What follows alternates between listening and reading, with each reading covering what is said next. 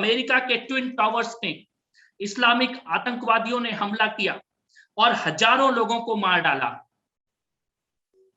ऐसे ही हमले, ऐसे ही जिहादी हमले दुनिया लगभग पिछले 1400 सालों से बार बार देख रही है।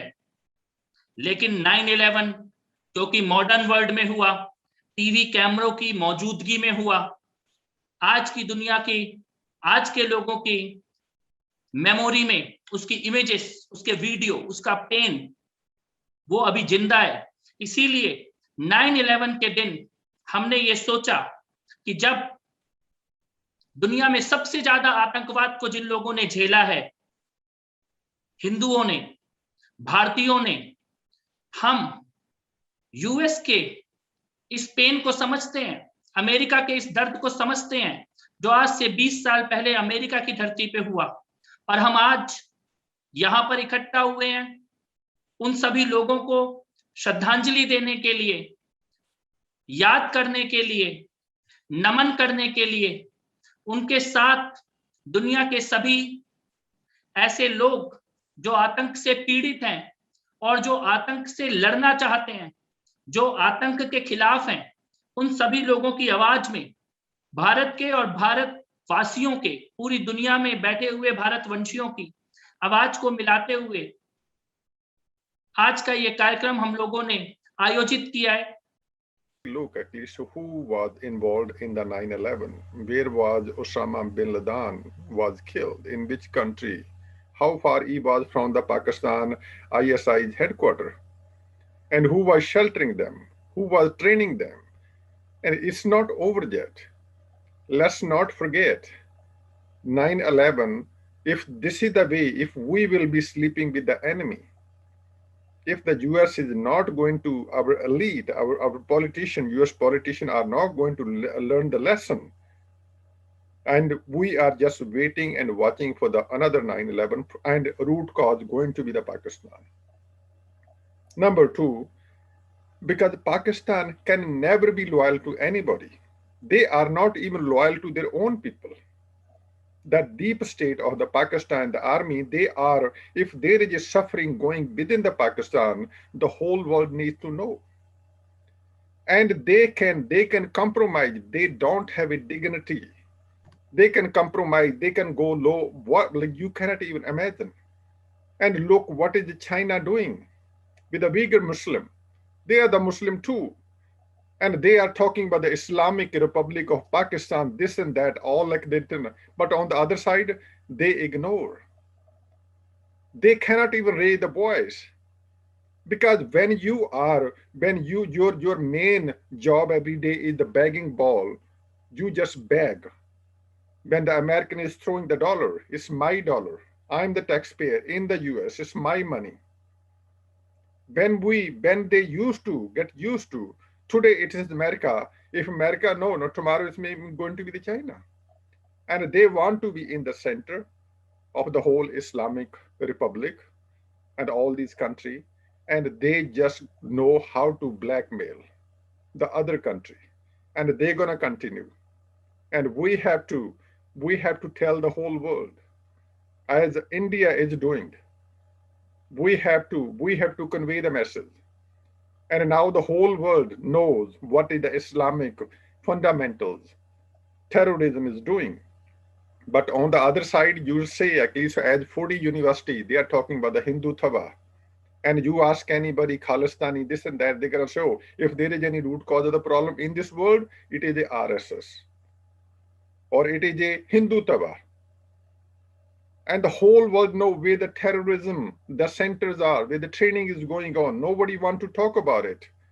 That hypocrisy has to be talked about. And the hypocrisy within the US university system, education system has to be discussed openly. Thank you very much. Thank you, Sukhiji. Final comments from Shri Neeraj Atriji, please.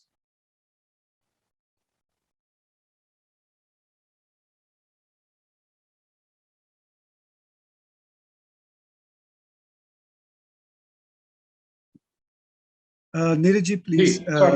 I'm sorry.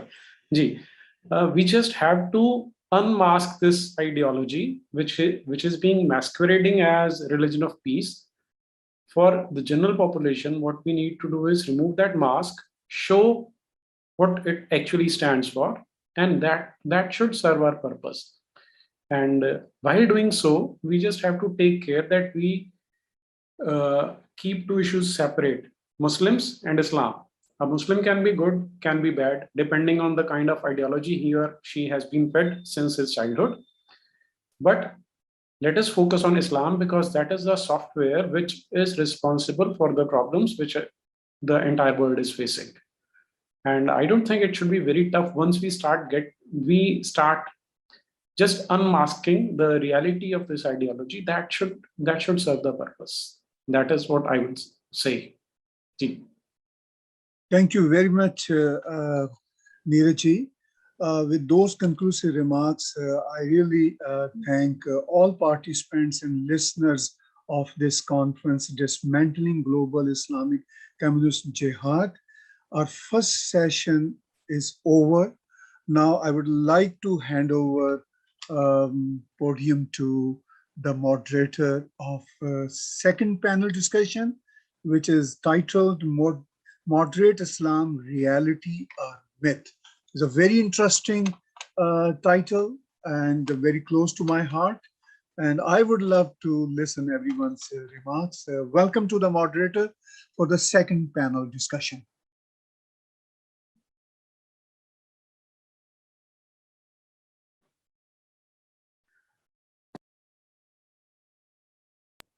Thank you, Tahir-ji.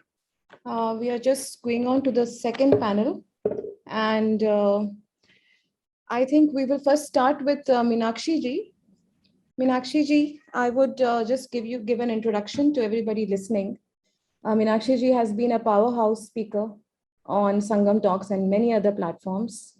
So Meenakshi Sharan is a hospitality entrepreneur who grew up listening to stories of bravery of her Khokar ancestors who fought invaders and sacrificed members of the family during the partition of India in 1947. The divergent history she heard as narration, I'm so sorry. Yeah. The divergent history she heard as narration by her family elders and the history taught in school triggered her to be a keen scholar and chronicler of Bharat's civilizational history. She feels it is her civilizational responsibility to research and expose the faulted history taught to generations of Indians. She propounded and pursued the idea that India should remember the genocide of Hindus over the last 1100 years. All Hindus killed for their faith, approximately 600 million over 11 centuries, deserve Shraddh on Sarva Pitra Amavas and the gratitude of the generations. Shraddh Sankalp Divas has found widespread emotional connect with Hindus now across the world for some years now. Common Hindus have adopted the practice of performing tarpan of faceless and forgotten Hindus killed for their faith over these 1100 years. Bharat's forgotten children, in a welcome acknowledgement, this year, the government of India has announced August 14 to be commemorated as Partition Horrors Remembrance Day, acknowledging the resonance of her pursuit. Her works involve River Saraswati from Shastras to the present, Sri Ram and his global presence, history of Islamic invasions and Hindu resistance, horrors of 1947, 1857, First War of Independence, ancient history of Kashmir, Vedic value system, why we are what we are, unknown personalities of Bharatvarsh who protected Dharma through 1400 years, regional art, cuisine, and its history, agriculture during the Vedic times, and also the history of Islamic and Christian invasions across the world. With that, I pass it on to you, Meenakshi ji. Please take this conference forward. Thank you, Tanya. Thank you so much. Sabse pehle, I would like to say my namaskar to everybody and wish you a very happy Ganesh Utsav. And today is Rishi Panchami also. So our Hindu Dharma, in our Shastra have enjoined upon us the, the duty of passing our, paying certain debts So it's like, it's a rishi rin which you pay when you learn and when you spread that knowledge and carry that forward. So I'm very happy to be a part of this conference. Moreover, because I would like to actually congratulate all of us that we are actually already talking about it, something, the elephant in the room, which people or the world refuses to see. Also, Tanya, I was just reading some comments below when the other speakers were giving their, talking about what they felt, their opinions. A lot of people are asking, that they would want to hear certain things in Hindi. So I would try to, especially more so, because all such crimes are, against the Hindus, happening largely in India, Bangladesh, Pakistan, and we are a Hindi-speaking belt. So they also need to know the real face, and that is why I'm talking about a little bit of the history. But I'll begin with where I come from. So I belong to this clan, which is a ferociously fearless clan of Khokars, which was the first line of defense against all the invaders, like whether it was Alexander, whether it was Ghazni, Gauri, Aibak, even Temur. And you'll be very happy to know that the people, the ones who killed Gauri also were Khokars. 20 of them entered the camp, the war camp, and entered his tent and killed him. There was this Jasrath Khokar also, who was a menace. He was the biggest danger for the, dangerous kafir enemy of Timur and Mubarak Shah. So we also have mentions of them in Mubarak Shahi. Then even Khusro writes about them, that they were not annihilated and they were a constant troublemaker. These are the stories that I heard as a child. I grew up with these stories. And my grandfather, they were the residents of Rasool Jhelum, which is in Pakistan now, district Jhelum. And I grew up on the stories, those of the horror that they faced during the 1947. And these stories were mere representations of what millions of people in that belt, which is now Pakistan, faced, of arson, loot, rape, murder, and we know it all. And the saddest part is that the biggest mass migration, the biggest Holocaust in the world history, actually finds no mention in the history books, one. And two, it did not happen overnight. It was the outcome of a long conspiracy of over 1,000 years. The worst part is that the Muslims till date, they actually exist in those same tribal times, and they still hallucinate eliminating the kafirs from the face of earth.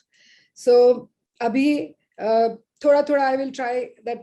I should, certain points I should put forth in Hindi. And why do they do that? Why do they exist? Because when we say a moderate Muslim or a soft or a peace-loving community, the fact of the matter is that it is the book that commands him to wage an unending war on the world to establish this theocratic state, or the global Islamic state, which is a dream which was envisaged about 1400 years ago. So whether it was, from the Ghazwa-e-Badr till the present day Afghanistan, nothing has changed. They are absolutely clear about what they want. The SOP remains the same, and they harbor the same dream, the same intention, and the ruthless techniques also remain the same. We are absolutely aware of that. So a little bit of their history. I agree there are lots of books available. Lots of people have written huge, enormous material over them, but somehow it is not reaching, one. And another thing is that most people or the youth today isn't very keen on reading. Their attention spans are very less, very short. So there has to be more material that has to come out, and everybody must be aware of it. It's the entire world. It is not just India that is facing that.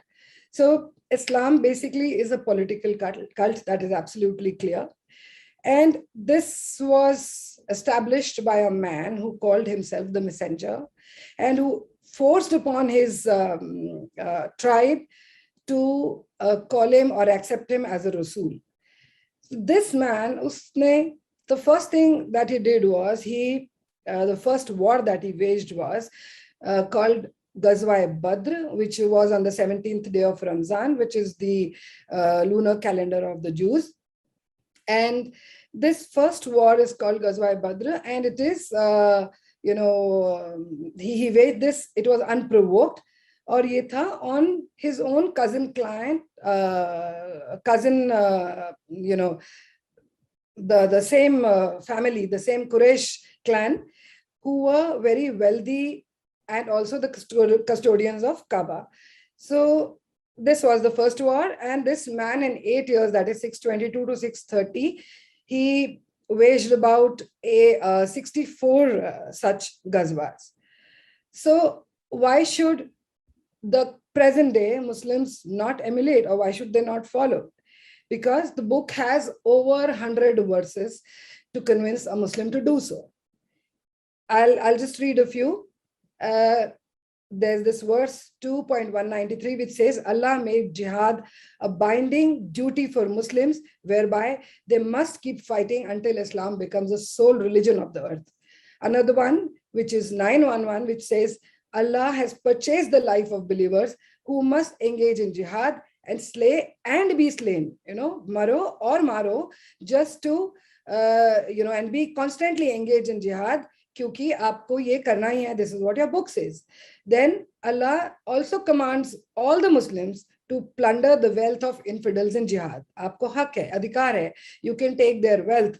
As sacred booty, Allah ne aapko kya diya hai? He's inherited you unseen lands, और वो lands जो आपने कभी नहीं देखे, and the lands, homes and money of the kafirs. This is verse 33.27.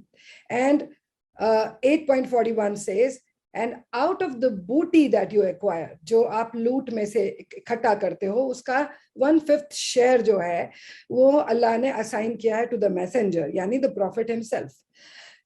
And ये जो model उसने बनाया था plunder और economic exploitation का, this is the most ideal example that all these Muslims emulate till date, and there is no two way about it. Jizya, Quran 20, the verse 9.29 says, Jizya shall be taken from the kafir. The economic model that I'm talking about should be taken with belittlement and humiliation. So jo dhimmi hai, he's supposed to not come on a horse, he's supposed to walk, he's supposed to stand while the collector sits, and the collector is supposed to slap him after he's received it, and so on and so forth. That is 9.29. Now, this also is absolutely clear. It is there in the history, it is there in their memoirs, that Muslim rulers in India, for example, took about 50 to 75% jizya as, produce, the share of the produce as jizya, which was the land tax, which was called kharaj.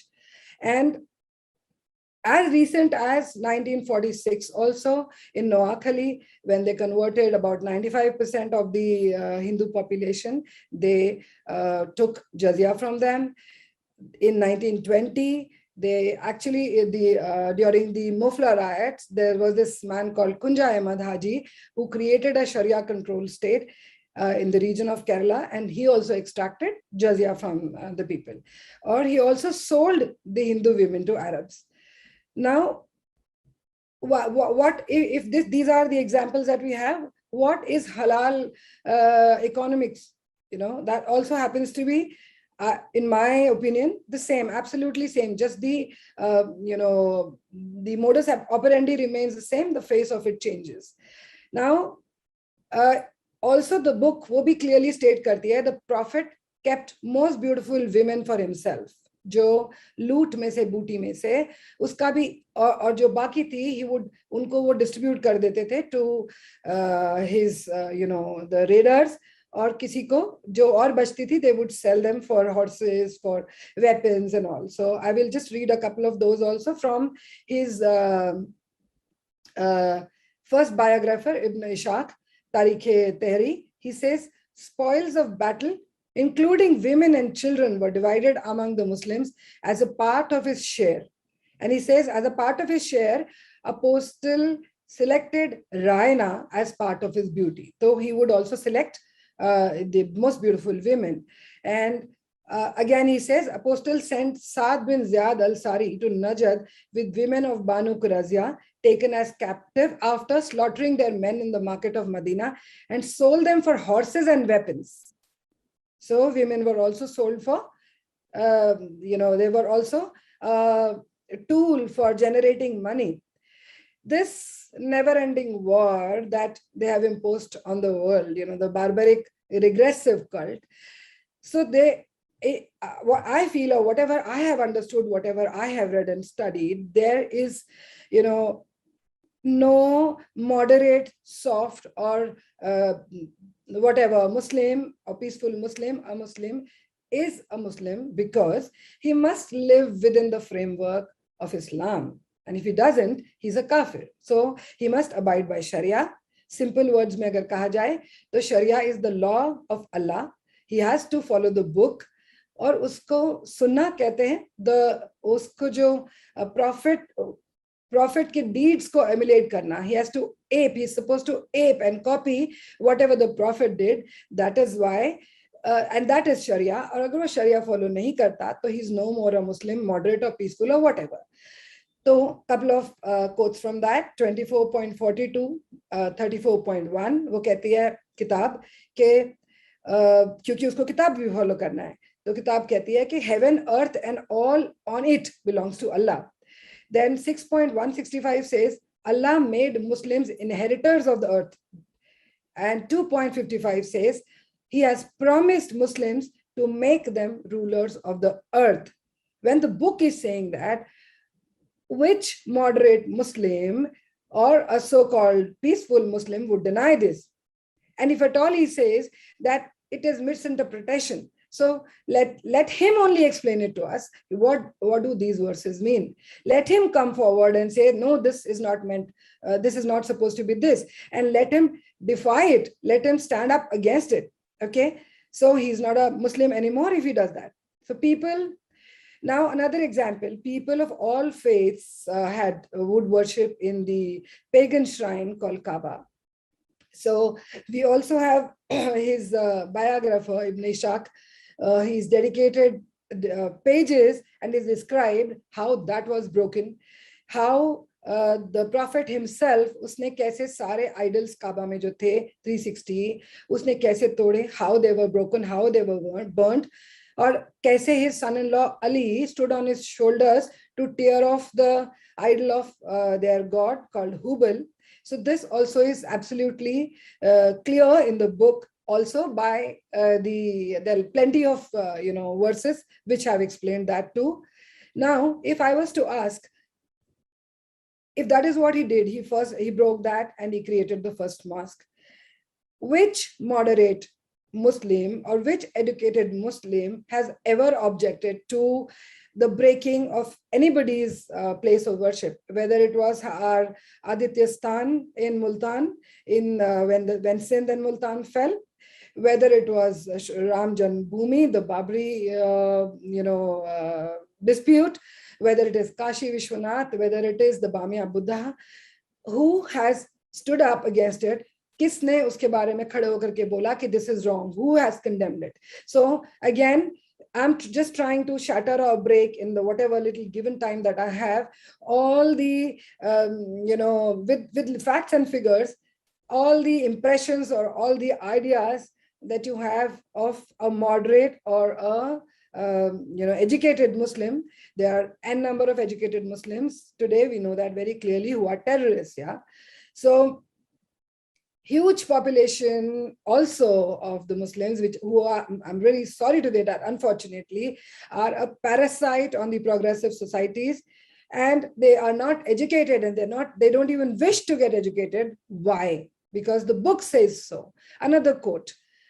The book says, the Quran 7.157 says, follow the prophet who can neither read or write. Then you have 8, 175 and 176, 26 and 224, which says, Bukhari 8.175 and 176, poetry and music is haram, 26 and 224. Art, music, poetry, architecture, science, luxury, etc. are categorically prohibited, 43.33 to 35, 6.32. Who, and another one, which is Bukhari 7.49 says, who thinks that musical instruments are lawful, whoever believe among them that the musical instruments are lawful, will be destroyed and transformed into pigs and apes. So can you believe it, that this, there is racial superiority? For example, the Turks, who consider themselves blue-blooded and who consider all the converts to be of low blood. And I will just read a little paragraph on how even they decided that the Muslims in India, when they were here, Ziauddin Barani in Tariq-e-Firoz Shahi writes that teachers of all kind are sternly ordered to teach nothing to the low-born dogs. वो कहता है इनको, अब you ask anybody, an educated Muslim, an uneducated Muslim, he will tell you, हम पे 3 चीजें फर्ज है, नमाज, रोजा and hajj. So exactly this is what is written there. He says, don't teach anything to these low-born dogs. Nothing more than the rules of namaz, roza and hajj were to be taught. And he says, unko khali important chapters of Quran padna sikhao, or inko, because these low-born dogs are capable of all vices, they are worthless and they are shameless and they are dirty of blood.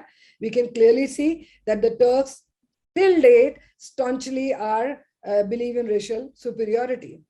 And now let's talk a little bit about the peaceful versus the radical. There are n number of examples. I have spoken on your, I think for 4 hours we talked about Sufis and what they did. In short here, who are Sufis? The scholars, the Muslim scholars and the Muslim historians themselves say that Prophet himself was the first Sufi. Okay, one. Ali was, the second, and who was the head or the leader of what do you say? The Sufis, yeah. So it is absolutely clear that the Sufis participated in all the nitty-gritties of governance. They took share of loot, of, and they accepted booty. They took share of booty. They accepted women as gifts. And till date, they play important role in power struggle. We are absolutely, we absolutely know that very, very well. I will just, I will want to share a few things here with you about that, that most of these Sufis had come to India also, along with all the raiding armies. And who were these people? Since, after the initial wars, when they would be actually sitting idle, when the wars weren't happening so much after the first initial ghazwas led by the Prophet, they would be actually just hanging around, laying in wait for, around the front lines of Bharat for, another next wars, etc. And so that is the time they also met wandering sadhus, and they learned they had a lot of interactions with them. They learned a lot of things from them. They learned, breathing exercises. Some of them copied the Kalandars, copied some of the, comfort yogis. And so there's a lot of huge data about that as well. But in short, I would just like to tell you how these people converted Hindus when they came to India. So Baba Farid converted Hindus in southern Punjab, which is now in Pakistan. Bana al-Haq उन्होंने convert किया western planes के Hindus को. गेजू दराज ने viewers of Bombay presidency को convert किया. माबरी कंदायत ने डेक्कन के जैन्स को कन्वर्ट किया. शाहजलाल ने शाहजलाल एंड जलालुद्दीन तबरीजी, उसने ईस्ट बंगाल के हिंदूज को कन्वर्ट किया.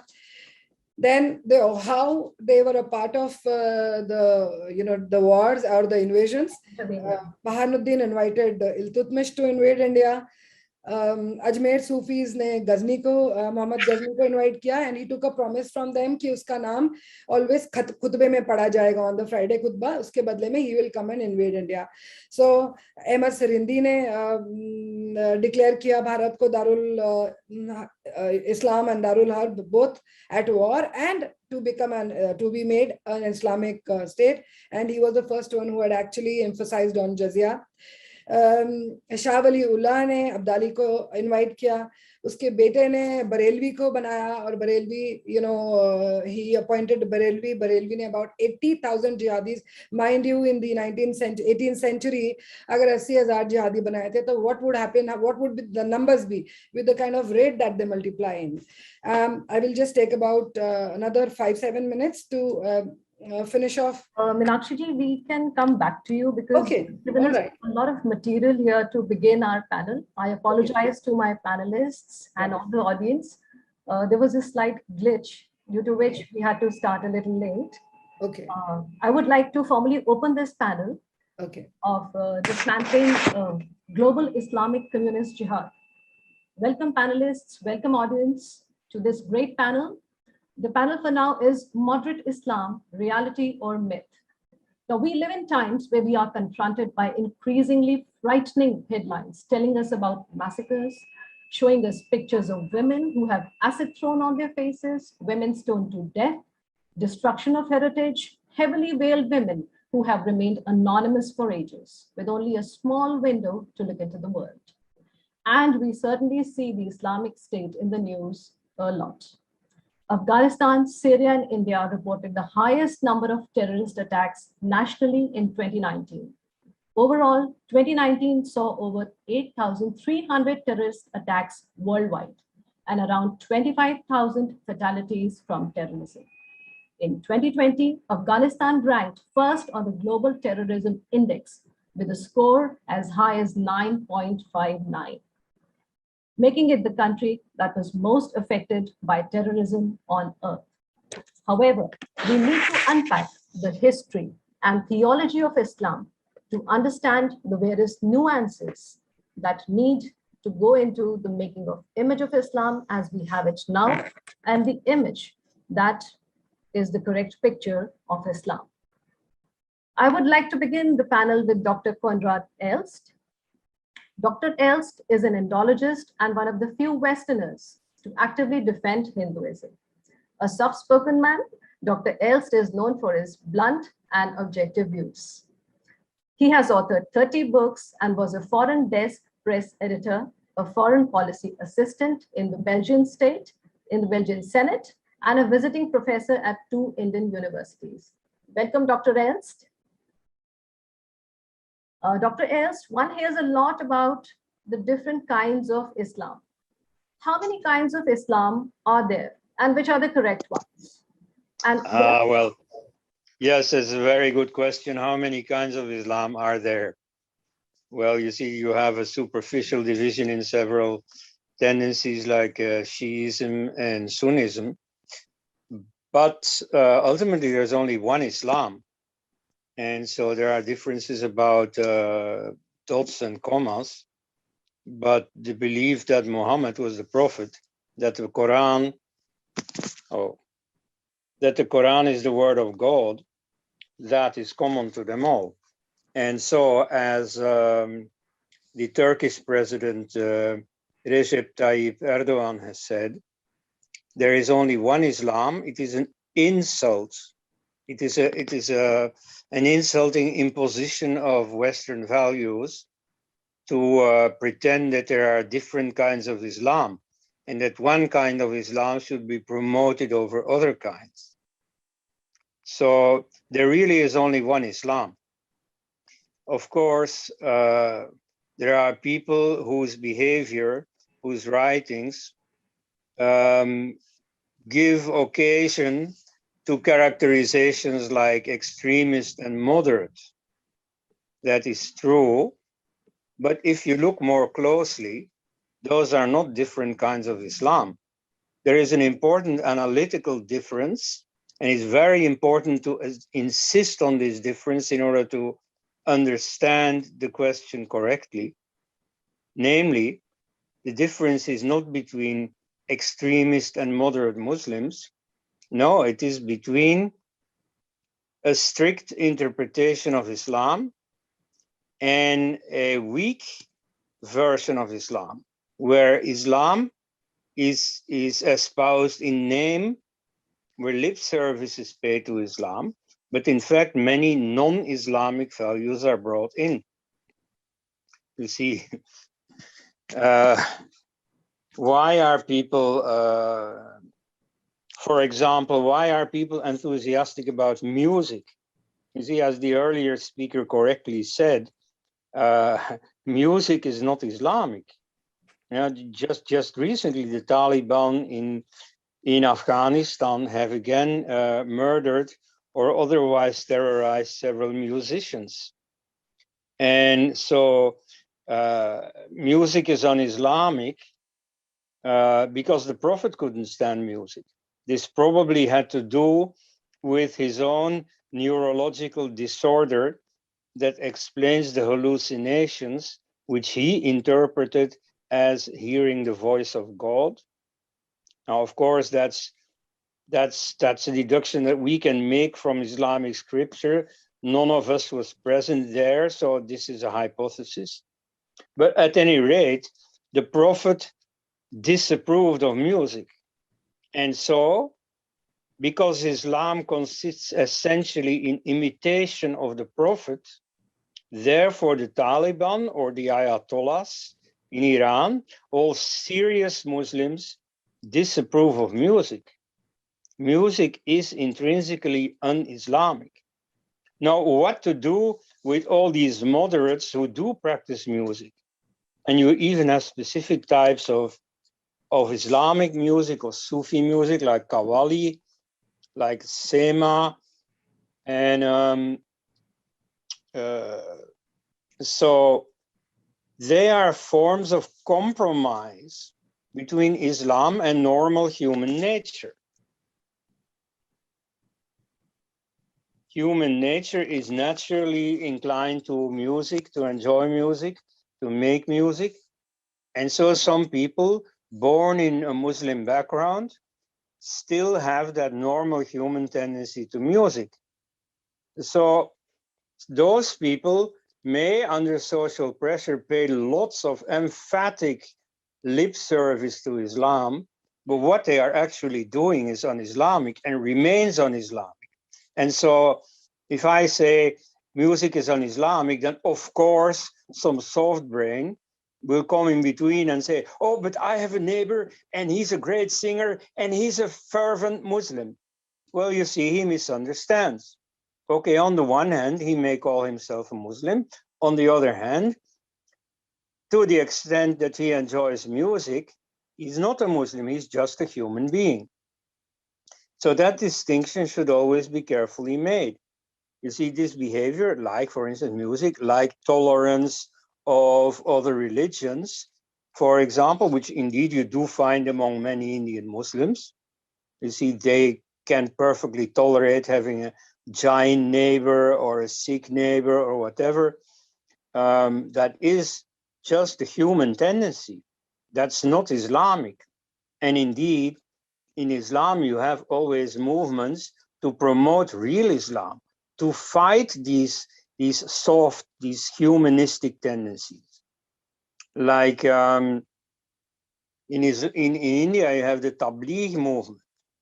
You see, as you may remember, among Hindus, there was the reform movement Arya Samaj, which was very active in what it called Shuddhi, or purification, which meant a reconversion of converts to Islam back to Hinduism, right? So, and this was possible because many Muslims were only very superficially Islamized and had retained many of the Hindu customs of their ancestors. And therefore, for them, it was not a big step to reconvert to Hinduism. So in order to combat this tendency, Muslims said, well, you see, we have to Islamize the Muslims. We have to make the nominal Muslims, the Muslims in name only, more conscious of real Islam. You see, we have to not drown them, but immerse them in real Islam and make them real intolerant Muslims. So that's the Tabligh movement. A recent leader of that was Maulana Wahiduddin Khan, whom I regret to say was very feted by Hindutva leaders. You see, thinking that, oh, if they could humor him and appease him, he would bring lots of Muslims not into Hinduism, but at least into some arrangement with the Hindu movement. So that's often, you see, this idea that soft-brained Hindus have, that if you are only nice enough to Muslims, then they will be nice to you. And so that's only true if you deal with Muslims who are not really Muslims, who have not really been immersed in Islam. But so real Islam is intolerant. Is intolerant to music, is intolerant to gestures towards the kafirs, the unbelievers, and so on. There is only one real Islam. Now, you can compare the role of real Islam in the life of ordinary Muslims to a box that is being passed on in a family from generation to generation. This box contains a poison. Now, the first generation, like let's say the first converts, who only convert under duress, under social pressure, or even under physical force, they simply convert to Islam without actually believing in it. Then their children go to the madrasas and so on. And so after a few generations, they're fully Muslim. They have completely forgotten about their non-Muslim origins. But you see, they're not really fanatical yet. But you see, this box, which is Islamic doctrine, is passed on from generation to generation. Then one day, some, usually a teenage boy gets enthusiastic. He gets religion, and he opens the box, and he sees what Islam really stands for, and he becomes enthusiastic for this real Islam. And so then he joins the Taliban or Boko Haram or Al-Shabaab or the Islamic State, and then you get real Islam in action. Then you get terrorism and so on. So this is not to say that there are no moderate Muslims, only they are only moderate because they're to the extent that they're not Muslims. But you see, in human nature, all these strange combinations exist. So among Muslims too. So theologically, there is really no problem. Islam is Islam, and it's a very straightforward subject. You see, I myself have essentially lost interest in Islam maybe 20 years ago, simply because it's such a simple topic. You see, after a fairly short while, you have simply understood. And by the way, I am very fortunate, to see many young people like the former speaker who have delved into the subject of Islam and who are now translating this information about Islam for the present generation. So the information about Islam is available, remains available, becomes ever better available. There are websites specialized in discussing the different problems with Islam. But so ultimately, I for myself have decided, well, essentially everything about Islam has been said. Now we merely have to see what policies follow from this. And so that is more a human problem. You see, how do you tell Muslims this? I mean, you shouldn't throw them all into the Indian Ocean, of course. I don't think anybody in his right mind is saying that. But what should you do, you see? Should you prohibit Islam from being taught in school, for example? You see, that's, again, a very far-reaching step to take. Some people do advocate that. Should you rather, as I tend to say, emphasize scientific education, teaching the scientific temper, not only devoted to ridiculous superstitions, but really to the hot issues like Islam, and show the contrast between what Muslims believe and what may really have happened. You see, Muhammad did not hear the voice of God. There is nothing in the Quran that shows it to be a prophetic book dictated by some supernatural being. No, it's entirely the product of a 7th century Arab businessman. There's absolutely nothing in the Quran that goes against this. So you see, this should widely be taught. So the policy of appeasement of Islam, that is what should stop. If you treat them as normal human beings, and if you treat Islam as one of the very many doctrines that human beings have thought up, then already the most fundamental step has been made. So otherwise, you see, of course, Islamic terrorism, Islamic riots create certain practical problems. For that, you have a security apparatus. And so let them do their work. That's not my job. But the ideological job has far more importance long term. You see, if you do like for instance, the Americans after 9/11, you deploy lots of military power. Well, that has a short-term result. Can't deny that it has had some results. Like initially, they beat back the Taliban in Afghanistan, initially. But then they did nothing of the necessary ideological work, not as propaganda among Muslims, but especially not in their own decision centers. And so all the successive American presidents and their entourage, they have consistently cultivated misinformation about Islam. Always saying, oh, Islam is a great religion, but the Muslims are great fools. The Muslims have misunderstood the Prophet and so on. That's all nonsense. You see, if they misunderstand the Prophet, well, that's a good thing.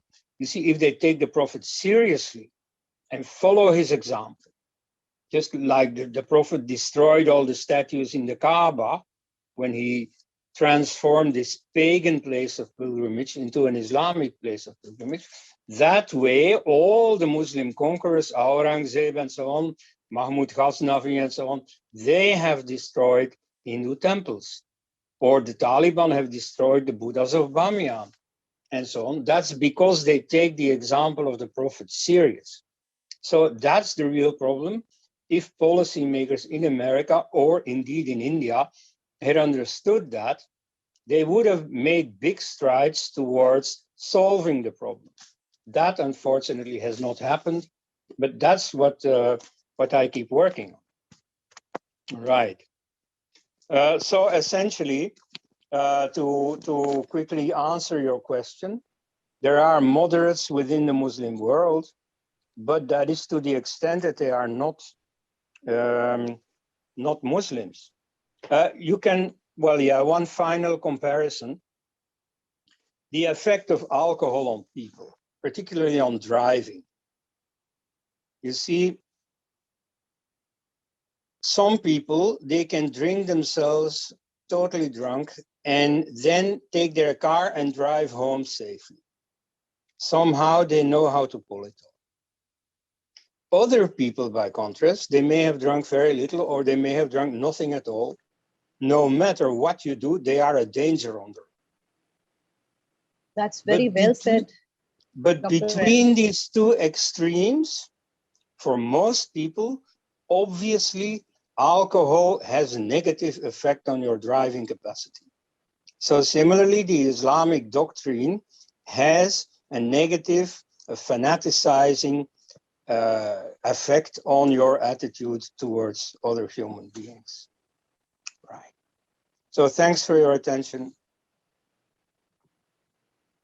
Thank you, Dr. Els, for this wonderful exposition. I really liked your take on the Arya Samaj Shuddhi movement, the Tabligis, and what you said was people simply converted without believing in Islam. I really liked your take on that. I would now like to invite Dr. Bill Warner to the panel, and I would like to introduce him before that. Dr. Bill Warner is an expert on political Islam, an international speaker, an author of nearly 30 books and courses, and a blogger. Dr. Warner founded the Center for Study of Political Islam and Center for Study of Political Islam International to further explore and educate about the Islamic ideologies and its ramifications for the Western civilization. Dr. Warner, I would like to begin by asking you what motivated you to establish CSPI and CSPII, and what is political Islam?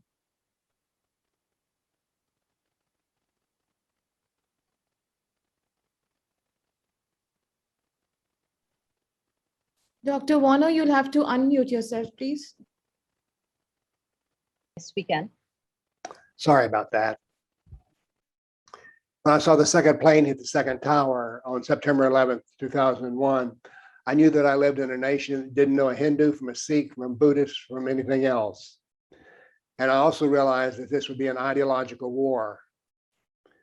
When on September 11th, my phone began to ring from different friends calling me and saying, "You said there was going to be a big hit. How did you know that?" I said, "Well, I read their playbook," because I'd started reading about Islam and when I was a college professor and had many Muslim students.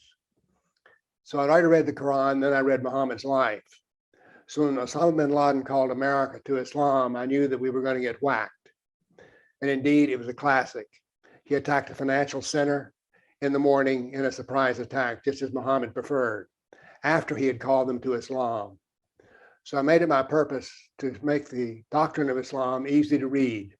When I say the doctrine of Islam, I mean the Quran, the Sirah, the life of Muhammad, and the Hadith, his traditions. I wanted to make all of these a source so that everyone could become their own expert. The only expert I refer to is Dr. Allah and Professor Muhammad. And that's what I teach my students. I don't teach them about experts. I teach them what Muhammad said and did and what the Quran says. I produced a Quran that's readable. So therefore, my students can discuss Islam in basics and on the basis of not what a Muslim says, particularly a moderate Muslim. They can do it on the basis of what they find in the doctrine. Now, to the point of view about what is political Islam, I read religious literature all of my life. I was raised a Christian, and by the time I was 16 years old, I was teaching the adult Bible class. I've studied the Torah. I've studied some Hindu scriptures. I've studied Zen Buddhism.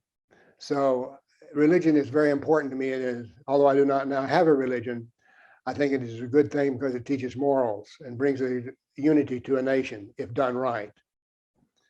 So the thing that struck me when I read the Islamic doctrine for the first time was how much of it was about me and you, not about how to be a Muslim. When you read a Buddhist sutra, it becomes a doctrine that is concerned with being a better Buddhist.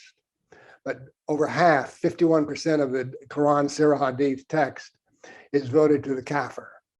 As a matter of fact, the word kafir is so important, I went through and counted up how many times that it's used. It's used 345 times in the Quran to designate an unbeliever. So I'm a kafir and you're a kafir. I call that part of Islam that deals with the kafir political Islam. Why do I call it political? Because it is definitely not religious. Let me give you an example between the difference between political Islam and religious Islam. In America now, it's quite common, not in America, but in Europe, it's quite common for Muslims to commandeer the street and do Friday prayers. And some people say, well, they need to do that because their God commands them to pray on Friday. The prayer is Islamic, is religious.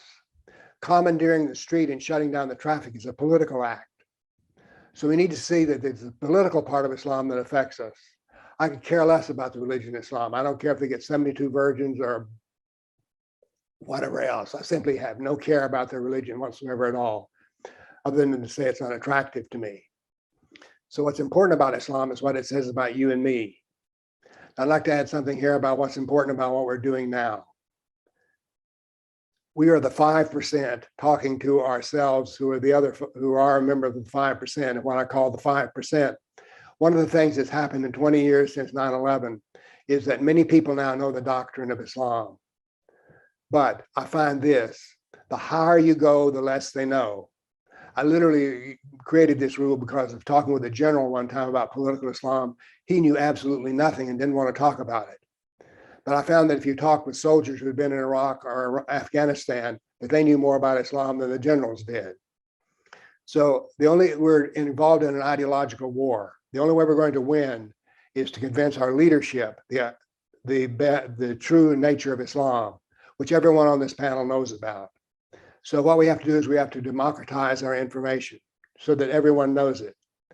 I, for instance, am all for Islam being taught in the schools. And when I say Islam, I mean teach them who Muhammad was, teach them what's in the Quran.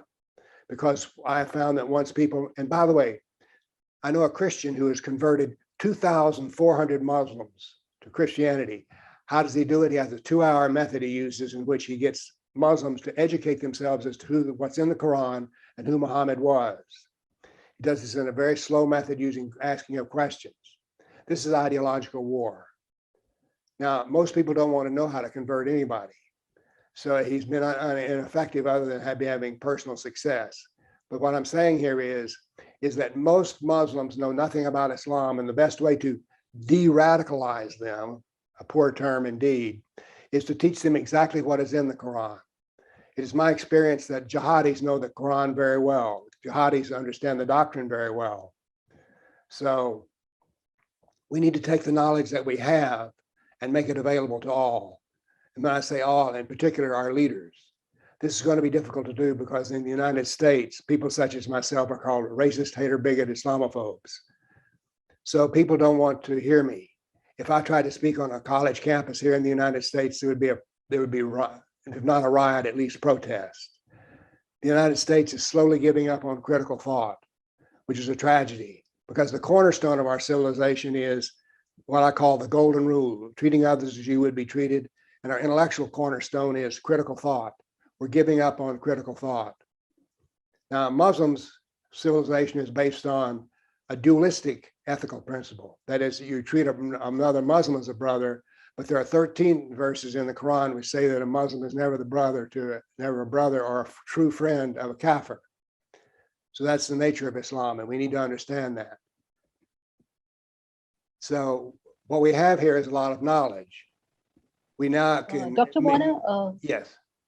I would like to ask you a question which only I think you can answer very, very well. And it is this, that a non-Muslim is standing on the outside of Islam and looking in. How does one arrive at an appropriate lexicon or a terminology to define Islam? Very important question. Very important question. Aristotle, one of the great philosophers of the West, taught that naming was one of the most powerful things you could do. For instance, we use the word terrorism. It's not terrorism, it's jihad. We shouldn't use the word terrorism because what's the difference? I could be a terrorist, but if you're a jihadist, you have an entire doctrine behind you. So therefore, it's an ideological war, and we need to deal with those who know Islam best, and they happen to be the jihadis. We need to explain to all people what the nature of Islam is and for instance, another thing we don't want to do is use modern Islam or radical Islam. You may think that cutting off people's heads is radical, or flying planes into buildings is radical, but it is not radical, it is normative. There are two kinds of Muslims, basically. When you break the Quran down into its early form, Mecca, and then the latter form, Medina, you discover that in Mecca there was no jihad, there was only argumentation. And in Medina, 24% of the Quran written in Medina is about jihad. So here we see two important things. Number one, there's a dualism. Islam always has two opinions about any subject. And people want to argue, well, which one is the right one? I say, no, it is a principle called dualism. That is, both the Meccan Quran is true and so is the Medinan Quran true. But they contradict each other, you say. That is the nature of Islam. People have tried to resolve the contradiction, and what I've done as a scientist is simply to incorporate it in and call it dualism. They're both equally true, except the latter one is stronger than the first one. So have I answered your question? Thank you so much for this wonderful addition to our knowledge of Islam today. And I would like to say that what you said is very, very true, that the prayer is religion, but commandeering the street is political. From here on, I would like to invite Sandeep Balakrishna ji. Sandeep ji, most of us are aware that nearly 500,000 girls and women were subjected to grooming by men of Pakistani origin in the United Kingdom, in places like Huddersfield, Rotherham, and even Oxford. And it generated quite a furor amongst the public because the review report that was finally released said that the ethnicity and this kind of offense could not be connected. So in spite of tons of data, we could not pinpoint the nature of this violence and sexual and religious grooming. Can you draw parallels with conditions that are in India? Yeah, thank you so much. Thanks for inviting me to such a learned panel. Very happy to see Dr. Conrad List once again. Hi, Conrad. Anyway, so what you mentioned, especially, as this, what you call grooming gangs, as is popularly known, it is euphemism for what is today known as, grooming gangs.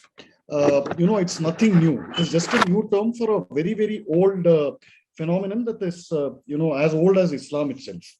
There are two things basically, which, Islam in its operation, in its real world operation, physical operation holds, which is also sanctified by scripture, because it's only Islam that in Islam that there's no real difference between theory and practice. Muhammad showed it through practice, and then, that Quran came about, it was codified in the Quran, just to simplify it very, very, compressed form. So from that perspective, it all goes back to this, what is also sanctioned by the Islamic doctrine of regarding Kafir land, because the entire earth belongs to Allah.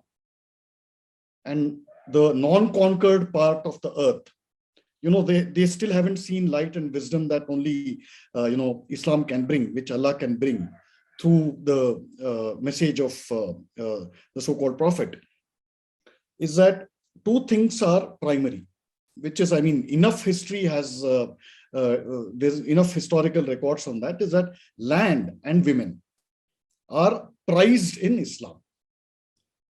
That is non-Muslim lands and non-Muslim women. Somebody was mentioning about, reading out from the Quran about, how women were treated as booty, then sold as slaves, and then just to multiply the fold and all that. So grooming, because today, the nature of warfare and the nature of politics itself has dramatically changed from even last 150 years. The world, somebody in the mid 19th century, if he or she were to come and live in today's world, he would find it unrecognizable. It is, it has changed very dramatically. So you're talking about a few hundred years, at least 1,000 years. Is that the warfare, the methods, and the scripture remains the same, except that the vocabulary has changed. That you can, Pakistan or any of these Gulf countries, they can't, physically take up an army and go out and invade, do a jihad and conquer Spain or Belgium or India or something like that. It's no longer possible. So what has happened is that, what is the next best route, right? So what is known as grooming gangs is this, right? That, you usurp Kafir land and Kafir women. Now, all traditional societies, for example, traditional Christian societies, I don't think they don't exist any longer. I'm subject to correction, in the sense that which was there in medieval Europe or pre-medieval Europe. It doesn't exist anymore. So which is the only last remaining, traditional society in some form or the other? It is a Hindu society. So let's look at, the European or the Western societies, which have, largely discarded any notion of Christianity or any notion of religion, both in their politics and in their the way their society actually functions, the values they believe in, their lifestyles and everything. So they are unable to come up with, or even study at any rate, or the notion that, these grooming gangs, there is a scriptural reason they do this. That, it is drilled into them. What in India we call, the West calls it grooming gangs. Here we call it love jihad. So this is what I keep saying, and I've written fairly on multiple occasions, that for the longest time, India is the only country which has actually shown the entire world how to deal with Islam. For a simple reason, until the arrival of Mr. Mohandas Gandhi, but that's a different topic. So we have shown the world how to actually deal with Islam in a very, very highly effective way. And because India is unfortunately the biggest victim and the last survivor of Islam. None of the ancient civilizations which first came into at the first contact with Islam, they were wiped out. So they don't have there are no living beings to actually tell their tale. We continue to do that. We have that. So unfortunately, the West should be learning from, taking lessons, studying Hindu history, and especially the history of Islam in India and how we dealt with it. So these grooming gangs, all these, whatever is happening there in across Europe, Germany, Rotterdam, Netherlands, Britain, all that, if a book like Londonistan could not wake up England, nothing else can wake up. So it is scripturally sanctified, but it has taken a different form. And I suppose, that in a way that answers your question. And on, I can't, kind of resist giving this take, just adding a small point to this, this whole thing about moderate Islam. Salman Rushdie's apology, more than 20 or 30 years after he got the fatwa, his apology is the biggest counter to this whole myth of moderate Islam. As simple as that. Can you elaborate on that, Sandeepji? That's a very interesting insight. Yeah, well, for the longest time, Salman Rushdie was regarded as this icon of free speech and free expression, that he stood for this scientific temper and all that. I'm sure he does. I mean, I don't know much about, I can't read his mind. But the point is that he was funded by the British taxpayer for more than 2 decades, all because the Ayatollah Khomeini in Iran, he put a fatwa on his head saying that, I'm going to kill you, my boys are going to kill you, they're going to do a jihad on you for writing satanic verses. Okay, and then same Salman Rushdie also said, beware of, he wrote a beautiful essay in those days, when he still had that, whatever you call his spirit, that, beware of Muhammad. He actually, be careful with Muhammad, if I'm not, if my memory is right. He wrote a beautiful essay, it's available on the internet, you can read it. From that to nearly 30 years later, he gave an apology to, the same clerics. Khomeini is a cleric, basically the most bigoted kind of a person you'll ever find. So he said, I mean, he didn't, obviously his apology was not directed at the cleric, but he worded it beautifully that, because I wrote this book, it has caused needless controversy, and I feel very sad and sorry for being responsible for it. This he's saying after 30 years of being under police protection funded by the taxpayers of England. So this is surrender. So if you say courage, right, you have to be courageous enough to face death. Ultimately, that's what courage means. Otherwise, it's useless, right? That no matter what danger comes, I will stick to my principles. So there, that punctures your whole thing of moderate Islam, right? Look at it in whichever way. Sandeepji, that's a wonderful take on moderate Islam. And I would like them both to give me their takes on who is a dhimmi and why do we have dhimmis even in countries which have other types of constitutions, maybe codified, uncodified, unitary, federal, etc., and which are not Sharia. So why do we have dhimmis in these countries also? Why do we have Islamic apologists? Sandeep ji, I would like to answer you this. I would like you to answer this first, and then I would like to request Dr. Warner to answer this question, please. Okay. Thank you, Rinku ji. So, the last part of the question is quite interesting, that, you described dhimmis or zimmis as Islamic apologists. But how does Islam itself defines dhimmis? For example, I'll take like I keep repeating, right? The world has to learn how to deal with Islam from India. Okay, India perhaps had the largest, the most populous number of zimmis. There were so many Hindus that, they simply couldn't convert. Even during peacetime, they could not convert. So many in number. And even during peacetime, they refused to convert. They would, Hindus, Kafirs, whatever, dhimmis, second class or third class citizens or third rate, actually their status was slightly higher than that of slaves. The status of Hindus in a pure Islamic rule was slightly higher than that of a slave. Okay, they were merely tolerated. Hindus refused to convert, but they were subjected to all kinds of indignities. Spitting into Muslim tax collectors, spitting into Hindus' mouths, and the poor victim could not show his disgust, but he had to meekly adopt an expression of submissiveness and utter humiliation. So this was all, enough number of historical accounts are there, and Muslims themselves have written this history they gloat about these things. So these were zimmis. In other words, second class, third class, almost slaves, but they were still Hindus. They suffered, they paid their jizya, they paid all kinds of taxes, they had their lands taken away from them, but they refused to convert. So this is one part of, historically, this is what is zimmis. And even in the early part of Islam's expansion, immediately within 40 years of Muhammad's death, people know, it's widely known, Syria all the way up to Egypt, all the way up to Spain. They kept expanding left and right. Even there, Jews and Christians were called zimmis.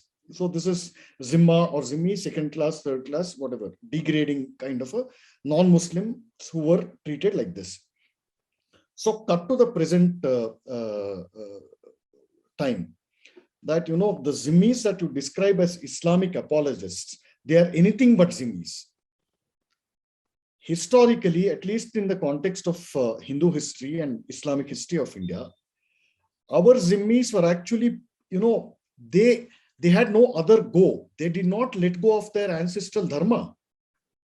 They preferred to live and die and suffer as Hindus, no matter what these sultans called them. You call me zimmi, you call me slave, it doesn't matter. I'm still a Hindu. Today, the class of people that, you describe as Islamic apologists, they have always existed in all societies. And, more so, these are, fairly recent creations.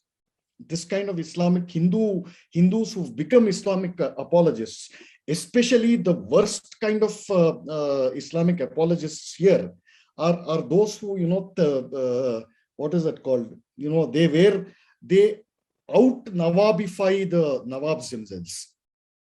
This has a fairly, and the greatest representative of that in recent history was Nawab Nehru or Jawaharlal Nehru. So he was an icon for all these Islamic apologists in India, basically. So, for whatever reasons, out of cowardice, out of ignorance, out of career prospects, money, whatever, these guys become, or this kind of deranged extreme leftism, lots of things make them, brazen apologists for Islam. It's largely psychological, partly to do with career prospects, several other factors. Everything other than self-respect and cultural ownership and cultural self-confidence. Did I answer that? Yes, thank you, Sandeep ji. That was wonderful, the way you differentiated between the two categories. Can I now request Dr. Bill Warner to tell us that are we following Sharia even while we are not following Sharia? or whatever you may address us as. But the modern apologists cannot be called dhimmis, simply because they're just ignorant of the fact. They're just ignorant of the truth of Islam. They're ignorant about, it's like there's a huge difference. There is an ideology or a thought process or dharma that says, that considers the entire world as a family, as one family, and wishes, good, well for everybody. And there is this one book, which you're supposed to follow. If I follow my dharma, that is my Hindu dharma, whether I worship, whether I don't, I still remain a Hindu, right? But the one who doesn't follow the book is no more a Muslim. He's supposed to follow the book. He has to abide by the book. He has to emulate his, the prophet.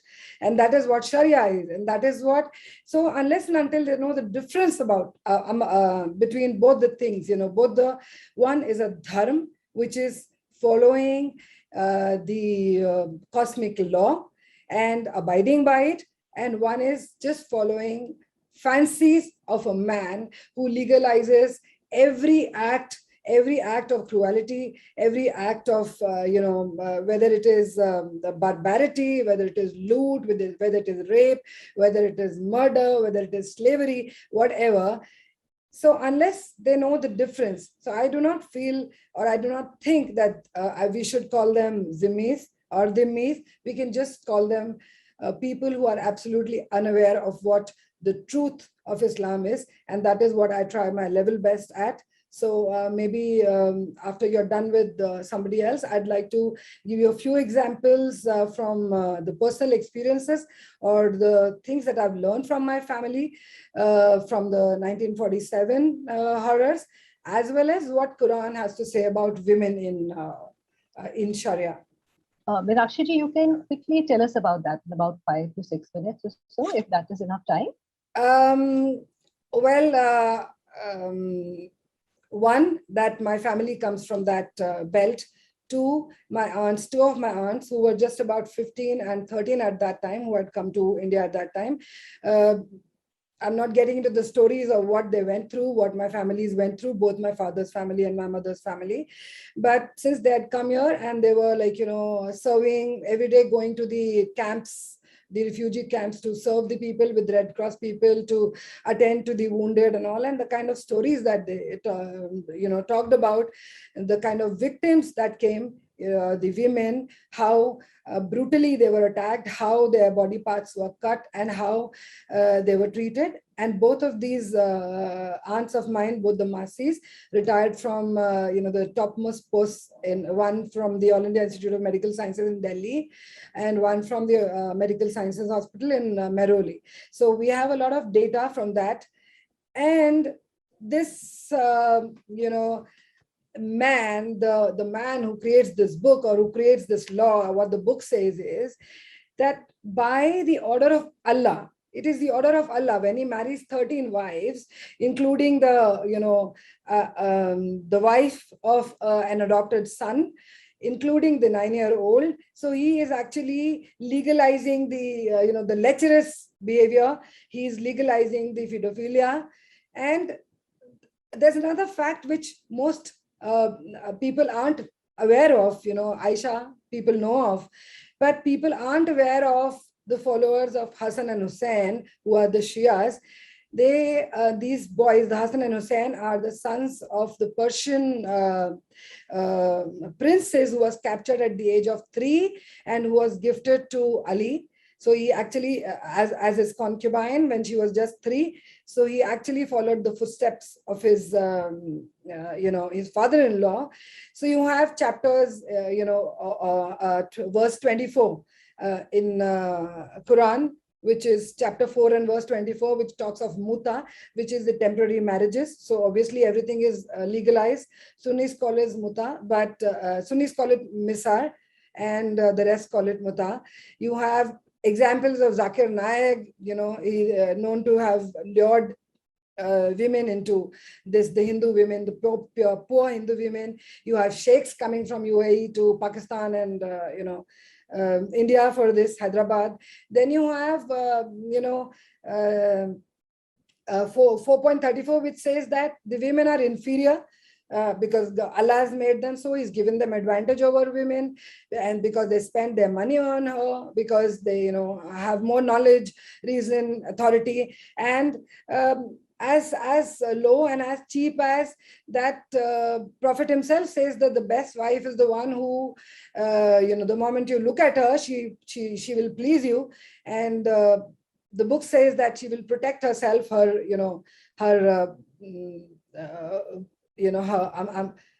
private parts to in the absence of the man, and things like these, very, very demeaning things. And then you have this, whether they're rulers or whether it is people till date actually following them. If you are aware of this, that the 9th century, there was this Abdul Rahman who had 6,000 concubines. You have Mullah Ismail of Morocco who had 4,000 in his harem, and he had 1,200 children out of them.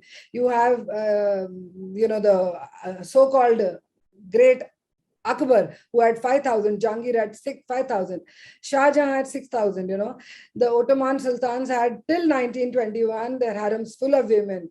You have in 1954 also, you have the Nawab of Bahawalpur, Sindh, who has 4,000 of them. So this modern version of grooming, or whether you call it the, using taqiyya for love jihad or whatever, it is absolutely, there's no difference in the way a Muslim thinks today.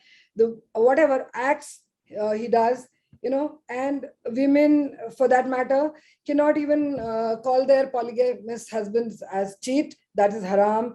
Anger, you're expressing your anger on the polygamy is haram.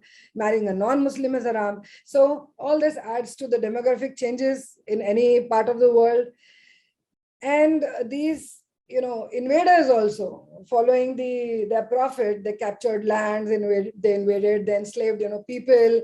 They made them more bloodthirsty. Ye bhi records mein hai that when you capture someone, you actually make him more bloodthirsty. You say a convert is more of a Muslim than the original Muslim, So you have this huge example of this janissary of the Ottoman Empire, which is via which they actually won the Byzantine Empire, the Constantinople. They could capture it.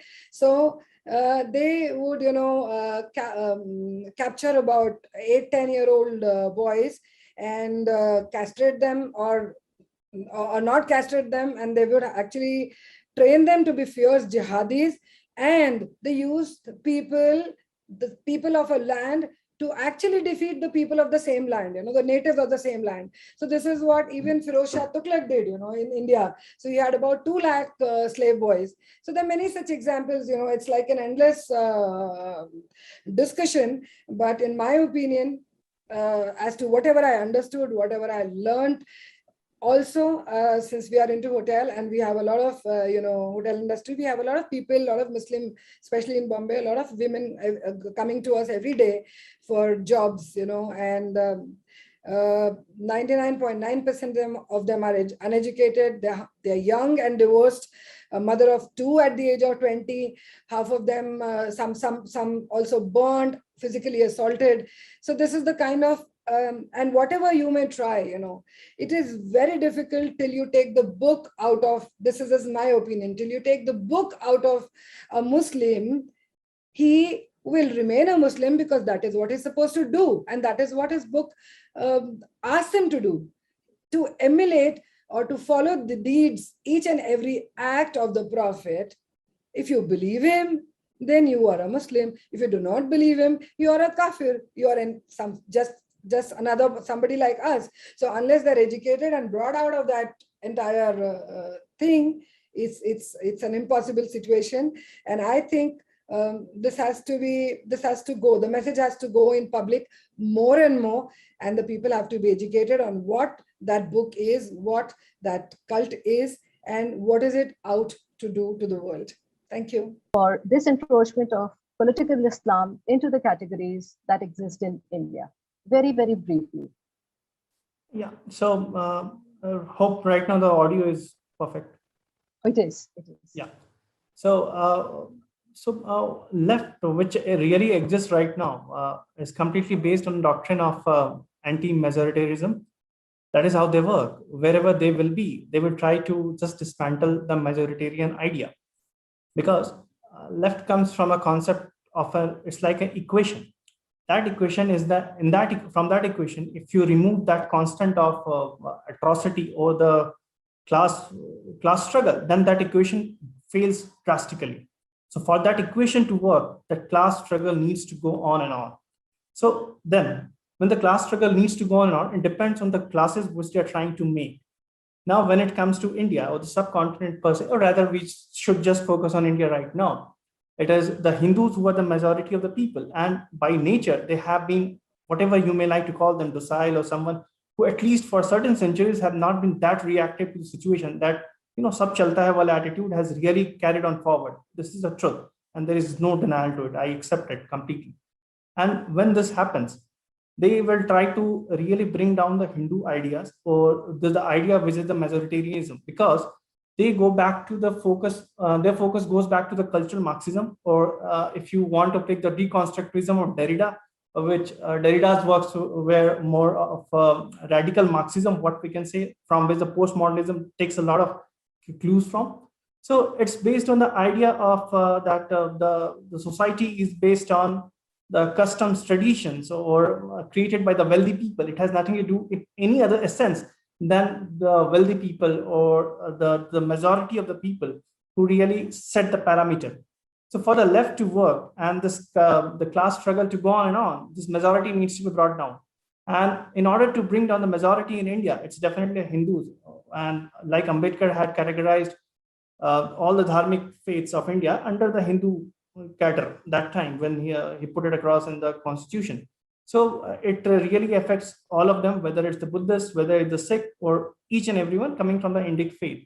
And then they will get onto the propagandas like it was during the CAA, isn't it, that it was said that La ilaha illallah Muhammad Rasulullah is a very secular kind of notion. So that is how the political Islam was injected into the veins of already the people who I do consider that are Dhimmis, because my understanding of Dhimmis is something very different.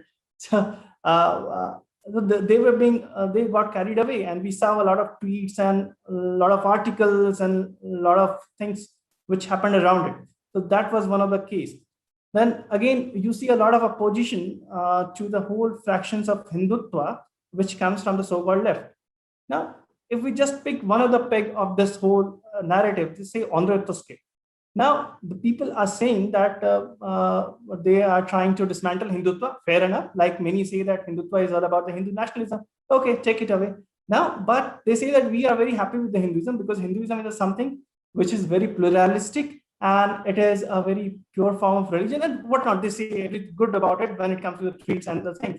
But in action, Andhra Tuske goes on to write an article saying that the situation of Nirvaya and many other female in the society is as equivalent as of Draupadi. So what she did here is that she not only demonized our Shastra, that is of the Mahabharata, and how the Shastras perceive the female as, but she also showed that the Hindus by default are like that. So it is a truth that those people who want to side by the left or want to be called as a left are not even standing by the Hinduism, but their whole idea is to dismantle this idea of Hindutva. Again, if I go a bit back to the Mopla situation, it was the Mopla situation which had made Savarkar really dwell into the idea and come up with a new notion of Hindutva, which was far different than what Chandranath Basu had coined in 1892. Right? Many people, I'm very surprised that all these academicians are not even aware that Hindutva was first coined in 1892, not by Savarkar. Savarkar just popularized in a different form. So what it did, it was an opposition to the very strong world political Islam, which was brewing back then. So then they said that, the Hindus need to be politically active and be united. So, and it went on and on. The prophecies of Savarkar kept on becoming truth.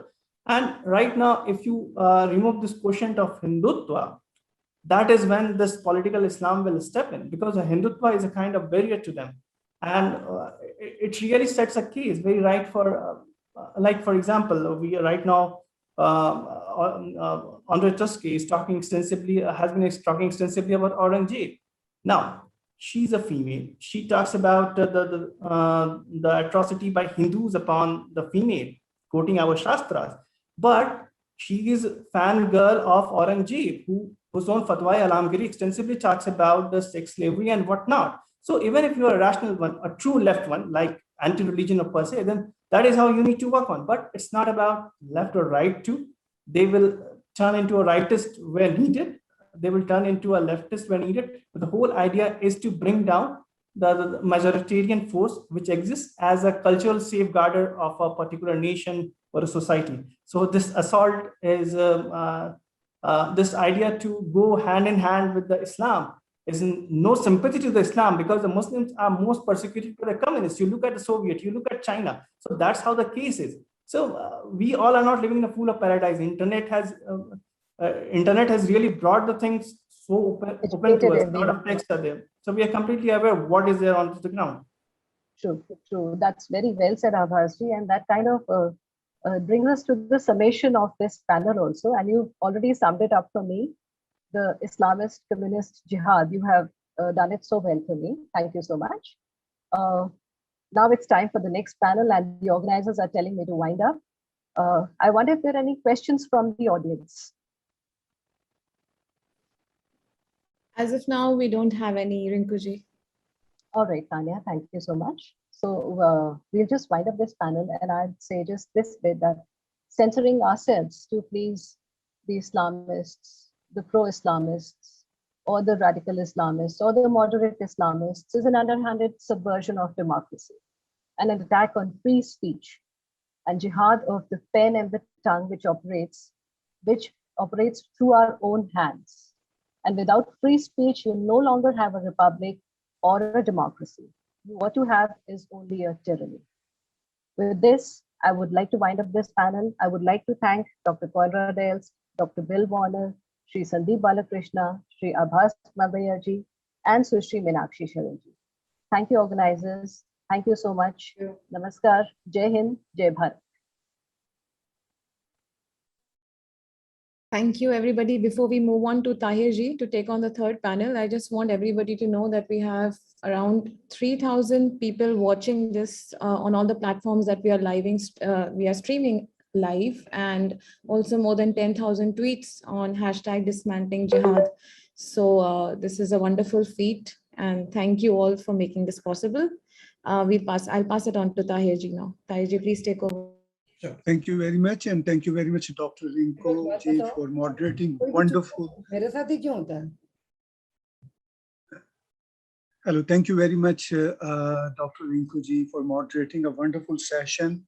Now we are entering into a third panel discussion, Islamic Jihad's Global Funding Network and Communist Left Support. And in this session, we do have 6 wonderful speakers: Advocate Monica Arora ji, Framwas Gater ji, Sardar Ravi Ranjan Singh ji, Binay Kumar Singh ji, Khalid Umar ji, Jerome Antono ji. I welcome all of you, and I'll just give my one-sentence input regarding this Islamic Jihad's Global Funding Network and Communist-led sports. I have seen this funding network for the past 30 years. I have seen shifting from Iraq, from Libya, from Saudi Arabia, Gulf states. Now, right in the center of the United States of America, there are Islamists so strong. They have their own money, their business people are so passionate. They give millions and millions of dollars to further their quote unquote evil agenda, I must say. And you know that communist leftist support comes from biggest tech corporations these days. So that is a situation. And first speaker, I'll have all those speakers in order what I see in our poster. So I welcome, first of all, very respectable Advocate Monica Arora ji. She's an Indian lawyer practicing in the Supreme Court of India and the High Court of Delhi. She's a former president of Delhi University Students Union. She is also an author and a speaker. She's a co-author of a wonderful book, the book Daily Rights 2020, The Untold Story. Welcome, Monica ji, please. Namaskar, Tahir ji. I'm so honored and so proud to share this platform with such esteemed speakers. Indeed, honor is all mine here. And I just want to focus here on a small aspect of this entire problem, and that is my tryst with the communist jihadi network in India. I'll say, yes, the global forces operate here, but how they have been operating, and I never chose this field. This field chose me. I was simply doing my law. I was simply taking my cases, but somehow or the other, I became the center of all these things happening around me. And till this date, whatever we do, God knows how we irritate this network, and this network comes after us. So we never chose it, they chose us. And if I may just start by stating that today being 11th of September, and I remember in 1893, 11th of September, जब स्वामी विवेकानंद जी ने वहां पर विश्व धर्म संसद सम्मेलन को संबोधित किया था और कहा था कि I come from that civilization which is the mother of all civilizations. He said कि जिस तरह से सब नदियां अलग अलग रास्तों से होकर समुद्र में मिल जाती हैं, उसी प्रकार से सभी अपना अपना मार्ग पर पूजा करते करते उसी ईश्वर के पास जाते हैं. इसलिए मैं किसी को टॉलरेट नहीं करता, मैं सभी को एक्सेप्ट करता हूं कि मैं भी सच्चा हूं और तुम भी सच्चे हो, हम सब सच्चे हैं, हमारे मार्ग उस ईश्वर के पास ही जाते हैं. ये टॉलरेंस का मार्ग, ये यूनिवर्सल एक्सेप्टेंस का मार्ग, ये विवेकानंद जी ने हम सबको और दुनिया को दिया था. साथ ही उन्होंने एक बहुत जबरदस्त बात कही थी जो कहीं ना कहीं हम लोग भूल जाते हैं. उन्होंने कहा था कि मैं विरोध करता हूं, हम सबको विरोध करना चाहिए तलवार की कट्टरता का भी और कलम की कट्टरता का भी. तलवार की बम धमाकों की कट्टरता हमने देखी है 11 सितंबर 2001 में जब अमेरिका पे आतंकी हमला हुआ था. जिहादी कट्टरता हमने देखी है जब सीरिया में ISIS ने सत्ता संभाल ली थी. आज हम वो कट्टरता देख रहे हैं अफगानिस्तान में, जहां महिलाएं पढ़ नहीं सकती, ऊपर से नीचे तक बुरके में रहती हैं, आदमी के बिना घर से बाहर नहीं जा सकती, सेक्स स्लेव बनाकर मंडियों में बेचा जा रहा है. शरिया कानून ने उनका जीवन नरक बना दिया है. कम्युनिस्ट चाइना चुप है, रशिया लगभग चुप है, इस्लामिक देश वेलकम कर रहे हैं कि शायद यहीं से इस्लामिक राज्य की शुरुआत हो जाए. ये तो थी तलवार की कट्टरता, पर जो कलम की कट्टरता है ना, वो हम सब देख रहे हैं. जो 2 दिन से कॉन्फ्रेंस हो रही है, डिसमैंटलिंग ग्लोबल हिंदुत्व कॉन्फ्रेंस. इसमें कोई हिंदू स्कॉलर नहीं है, कोई हिंदुत्व पे अकेडमिशियन नहीं है, ये पॉलिटिकल एक्टिविस्ट्स हैं, ये हेट मॉन्गरर्स हैं. They hate Hinduism, they hate India, और इनका जमावड़ा इकट्ठा हुआ है जो अपने आप को अकेडमिशियंस कह रहा है. तो इसी जो कलम की कट्टरता है, हम इसकी बात कर रहे हैं. आपने पोस्टर हम सबने देखा है, इनका पोस्टर पे दिखा रहे हैं कि राष्ट्रीय स्वयंसेवक संघ के लोगों को वो नेल्स की तरह निकाला जा रहा है. हमें गलतफहमी में रहना नहीं चाहिए, हम हैं भी नहीं. ये केवल RSS के खिलाफ नहीं है, ये केवल सावरकर जी के खिलाफ नहीं है, ये केवल विवेकानंद जी और अरविंदो के खिलाफ नहीं है, ये हिंदुत्व के खिलाफ है, ये हिंदू धर्म के खिलाफ है, ये भारत के खिलाफ है. और अगर मैं ये कह सकूं कि जो हिंदू पूरी दुनिया में कहीं भी रह रहा है, ये उसके खिलाफ है, ये उसके बच्चों की सेफ्टी, सिक्योरिटी और भविष्य के खिलाफ है. ये इस कॉन्फ्रेंस को हिंदुस्तान में कर सकते थे. अगर सोनिया गांधी जी की सरकार होती तो इन्होंने खुद ही लिखा है, हम कॉन्फ्रेंस हिंदुस्तान में ही कर सकते थे. पर शायद मोदी जी के नेतृत्व में जो सरकार आई है, इनके लिए ऐसी पॉलिटिकल हेट फिल्ड कॉन्फ्रेंस करना जरा मुश्किल सा होता जा रहा है. ऑनलाइन मीडियम से कर रहे हैं, ग्लोबल कॉन्फ्रेंस कर रहे हैं, लेकिन आज सोशल मीडिया का जमाना है, इसलिए हमें ध्यान में आ रहा है कि कितनी हेट स्पीचेस दी जा रही हैं इस कॉन्फ्रेंस के ऊपर. लेकिन ये इंडियन यूनिवर्सिटीज में, अगर मैं कहीं ना कहीं कह सकूं, बाकी की यूनिवर्सिटीज में 365 दिन यही हेट कॉन्फ्रेंसेस होती हैं। 24 घंटे जब भी मौका मिलता है, वो प्रोफेसर्स जो बच्चों को पढ़ाते हैं वो ऐसे ही हिंदुत्व के प्रति हेट्रेड पढ़ाते हैं, वो ऐसी ऐसी चीजें पढ़ाती हैं जो सुनना भी हमारे लिए पाप हो सकता है। इनको कोई रोकने वाला नहीं होता। कितने ही डिपार्टमेंट्स हैं, कितने ही हमारे जो सेंटर्स हैं, वहां लगातार ये जो लेफ्टिस्ट प्रोफेसर है वो यही कर रहे हैं, और इसका तो हमने सामने देखा है और भुगता है। अगर मैं कह सकूं तो हमारे हिंदुस्तान में स्कूल्स की टेक्स्ट बुक्स में पढ़ाया जा रहा था कि भगत सिंह, लाला लाजपत राय, बाल गंगाधर तिलक ये एक्सट्रीमिस्ट थे, टेररिस्ट थे। हमने कहा टेररिस्ट और एक्सट्रीमिस्ट फ्रीडम फाइटर्स को कहा जा रहा है। हमने केसेस फाइल किए, इंडियन कोर्ट्स में केसेस फाइल किए, फाइट किए और जीते। अब भगत सिंह जी को टेररिस्ट नहीं कहा जाता, उनको फ्रीडम फाइटर कहा जाता है। उसके बाद जब हमारा ही बच्चा बीए पढ़ने जाता है, दिल्ली यूनिवर्सिटी में जाता है, भी 3 साल 4 साल पहले तक उसको A.K. रामानुजन का आर्टिकल 300 रामायणास पढ़ाया जाता था हिस्ट्री के अंदर। और इस आर्टिकल में क्या पढ़ाया जाता था, इतना खराब पढ़ाया जाता था कि रावण की छींक से सीता पैदा हुई, रावण सीता का बाप था, लक्ष्मण और सीता के अनैतिक संबंध थे, हनुमान जी लंका के शयन कक्षों में रोज रात को विचरा करते थे कि वहां पर पति पत्नी क्या कर रहे हैं। इस प्रकार का सब पढ़ाया जाता था। हमने जब केसेस फाइल किए हाई कोर्ट में, सुप्रीम कोर्ट में, और अल्टीमेटली दिल्ली यूनिवर्सिटी से इस कोर्स को हटवाया तो बवाल हो गया। और ऐसा ही बवाल उसके बाद हुआ जब, क्योंकि बच्चा पोस्ट ग्रेजुएशन में जाता है, वहां वेंडी डॉनिगर की किताब पढ़ाई जाती है, Hindus and alternative history, publish by penguin publishers.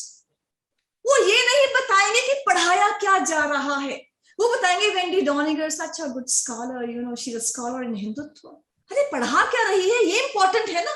They will never come on facts. Let me tell the facts. Wendy Doniger की book Hindus and alternative history में पढ़ाया जा रहा था।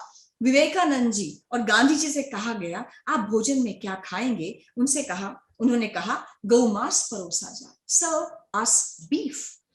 उन्होंने जो फ्रीडम फाइटर थे मंगल पांडे, उनको चरसी कहा, गांजा पीते थे, ओपियम के नशे में रहते थे। रानी लक्ष्मीबाई को कहा she was loyal to the Britishers, और शिवलिंग का आकार का इतना भद्दा वर्णन करते हैं कि मैं वो बोल भी नहीं सकती यहाँ। और वेंडी डॉनिगर कई जगह लिखती है कि ये सब रिसर्च मटेरियल कहां से मिला, तो she referred to the writings of Shashi Tharoor. ऐसा shallow work. We went to the court of law. हमने वहां पे इस नेटवर्क को एक्सपोज करते हुए कहा, कम्युनिस्ट जिहादी नेटवर्क को, कि what is this going on. We strongly object to such portions which depict our gods and goddesses, our freedom fighters in bad light. It's defamatory. Kindly remove these portions. We went to the court of law. Cases file किए, 3 साल तक cases चले। जब समन गया Wendy डॉनिगर को और यहाँ penguin publishers को, तो हमारे ऑफिस में आ गए। ऑफिस में आके पेंगुइन पब्लिशर्स ने कहा Monika ji, this book is trash, it is best suited in the dustbin, we will trash the book, we will pulp the book, we'll sign this compromise with you. उन्होंने अपना sign करके दिया, हमने case withdraw कर लिया। अब A.K. रामानुजन या Wendy डॉनिगर ये जो लिख रहे हैं ना 300 Ramayanas, Hindus and alternative history, they never dared to write an Islamic alternative history. They never dared to write 300 Qurans. इनका तो चार्ली हेब्डो हो जाता, इनका तो बख्शा भी नहीं जाता। वो क्या चलते हैं ना नारे, सरतन से जुदा, सरतन से जुदा। फंडिंग रुक जाती है इनकी, सारा इनका ज्ञान हिंदुत्व पर ही आता है। लेकिन हम बैठे हैं ना यहाँ पर, हम कहीं नारेबाजी नहीं करते, हम जिंदाबाद मुर्दाबाद नहीं करते, हम काले झंडे नहीं दिखाते, हम पत्थर नहीं मारते। We simply abide by the rule of law. हम जो कॉन्स्टिट्यूशन ऑफ इंडिया में हमारे पास राइट्स दी गई हैं, हम उन राइट्स को एक्सरसाइज करके कोर्ट में जाते और कहते हैं freedom of religion is there for everybody, सर्वधर्म समभाव, it can't be anti majority. तो इसीलिए ये जो ऑब्जेक्शनेबल पोर्शंस हैं, इनके कोई फुटनोट्स नहीं, कोई रिसर्च मटेरियल नहीं है, प्लीज इसको हटाइए। ये लोग हटा लेते हैं उसको। लेकिन फिर जो शुरू होता है, ये ग्लोबल नेटवर्क फोर्स में आता है और कहता है This is Talibanization of education. This is Hindu fringe striking again. ऐसा लगता है कि हम लोग रातों रात एक्सट्रीमिस्ट हो गए। वो सब बुरा लिख रहे हैं, वो डिसमैंटल कर रहे हैं हमारे श्रद्धा के केंद्रों को, हमारे देवी देवताओं को, हमारे रिलीजन को, हमारे धर्म को, हमारे महापुरुषों को, हमारी हिस्ट्री को, हमारी बुक्स को। हम ये भी नहीं कह सकते कि तुम जो कर रहे हो वो गलत कर रहे हो। We don't even have the right to respond academically. Why? Is this one-sided? ये तो एक माओइस्ट और जिहादी अटैक है जो एजुकेशन पे नहीं चल रहा, कोर्ट्स में भी चल रहा है। और आखिरी में जो एक एग्जाम्पल देना चाहूंगी, मैं सीए का एग्जाम्पल देना चाहूंगी। सीए में हमारे घर से लगभग 25 किलोमीटर दूर, 25 किलोमीटर दूर वहां दंगे हो रहे थे, राइट्स हो रहे थे। हम वहां ग्राउंड जीरो पर गए, वहां जाकर हमने रिपोर्ट कलेक्ट किया, विक्टिम से बात किया, and we documented that fact finding report. इसको हम एक बुक के फॉर्म में लेकर आए कि Delhi rights 2020 and untold story. Bloomsbury ने उसको पढ़ा, लीगल डिपार्टमेंट ने देखा, उसको ब्लूम्सबेरी ने पब्लिश कर दिया। बट सडनली जिस दिन लॉन्च होना था लास्ट अगस्त में, this conspiracy was hatched by this communist जिहादी network, some fellow named Atish Tasir of that ill fame. क्या था वो? Modi divider in chief, Times magazine. One person named William Dalrymple, कोई एक बॉलीवुड की एक्ट्रेस, कोई एक वहां हॉलीवुड से, they started tweeting that Bloomsbury, how can you publish this book? This was a fact-finding report.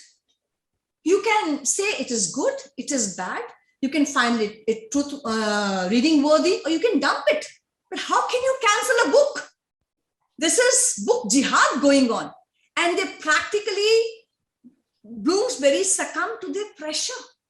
उसने withdraw कर लिया. They aborted their own child, the book. लेकिन हमारा क्या नुकसान हुआ? Gowda publisher आ गया, and the book became the bestseller. We sold more than 50,000 such copies. लेकिन आप देखिए ये काम कैसे करते हैं।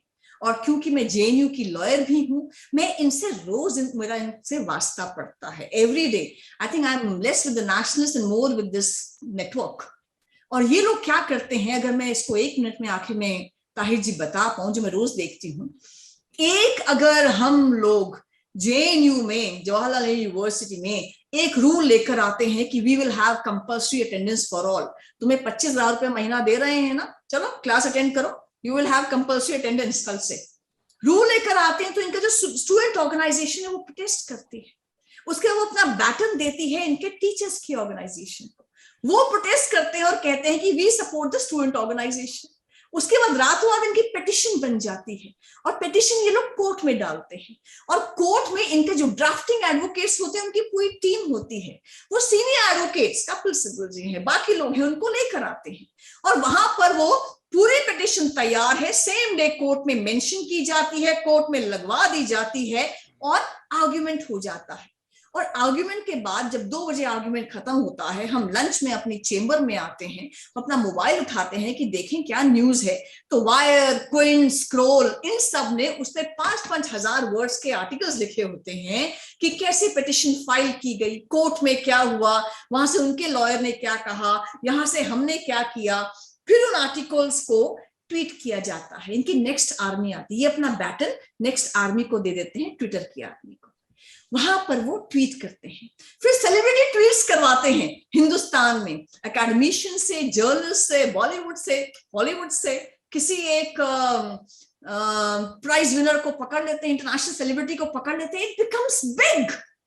This is how the ecosystem works. It is a relay race, it's a baton race. इनका पूरा जो इकोसिस्टम है उसकी आर्मीज अलग अलग हैं।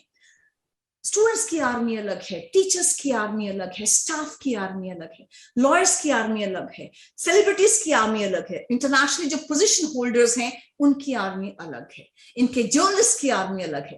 अपना अपना काम करके आगे ये बेटन पकड़ाते जाते हैं। There is a strong need कि हम भी ऐसा इकोसिस्टम डेवलप करें। एक मुद्दे पर हम जो लिख सकते हैं आर्टिकल्स वो लिखें, जो वीडियोस बना सकते हैं वो वीडियो बनाएं, जो इस पर कुछ ट्रेंडिंग कर सकते हैं ट्विटर पर, वो ट्रेंडिंग करें। जो इस पर कहीं भी ज्ञापन दे सकते हैं, मेमोरेंडम दे सकते हैं इंटरनेशनल एजेंसीज को, वो करें। हर कोई अपना अपना काम करे, तभी जाकर इस मीनेस को हम रोक सकते हैं। क्योंकि आप देखिए हिंदुस्तान में जब मोदी गवर्नमेंट आ गई है, इनकी फंडिंग रुक गई है, तो इनको थोड़ा डर सा लगता है ये हेट्रेड का प्रचार करने के लिए। दूसरा, सोशल मीडिया आ गया है तो इनका झूठ कहीं दबता नहीं है, ये किसी प्लेटफॉर्म को कैंसिल नहीं कर सकते। सोशल मीडिया इंडिपेंडेंट है, जैसे आज इनकी कॉन्फ्रेंस को एक्सपोज करा, ऐसे ही इस कॉन्फ्रेंस को बता भी रहा है।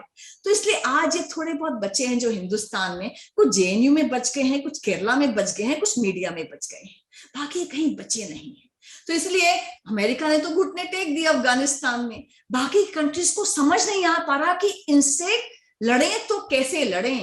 हमने सरवाइव किया है ना हिंदुस्तान में, 1000 साल तक सरवाइव किया है, 800 साल तो मुगलों को सरवाइव किया, 200 साल तक हमने ब्रिटिशर्स को सरवाइव किया, और फिर 70 साल से कम्युनिस्ट को सरवाइव कर रहे हैं, आज भी जिंदा हैं। क्योंकि जब राज्य इनके पास था, तब राष्ट्र जो था वो हमारे पास था, हमारे संत समाज के पास था, हमारे आम इंसान के पास था, जिसने अपने धर्म का मार्ग नहीं छोड़ा। इसलिए मैं आखिर में यही कहूंगी कि आज ये दीवार पर्दे की तरह हिलने लगी, शर्त लेकिन है कि ये बुनियाद हिलनी चाहिए। सिर्फ हंगामा खड़ा करना हम सबका मकसद नहीं, हमारी कोशिश है कि ये सूरत बदलनी चाहिए, और तेरे सीने में नहीं तो मेरे सीने में सही हो कहीं भी राष्ट्रभक्ति की आग, लेकिन आग जलनी चाहिए। जय हिंद, जय भारत। जय हिंद, धन्यवाद Monica Arora ji, thank you very much for your very precise words. As you mentioned that we need to create our own ecosystem, and I really congratulate Kapil Mishra bhai to creating that kind of a great platform. And today we are doing a conference through Hindu ecosystem facilitated by Sangam Talks. I would like to move on to a very great scholar of our time, Mr. Francois Getter. He is a wonderful, wonderful author. He happened to be South Asia correspondent for Le Figaro and a columnist in leading Indian newspapers. He is an author of several best-selling books. Welcome, sir. We would love to hear your views on this very delicate issue.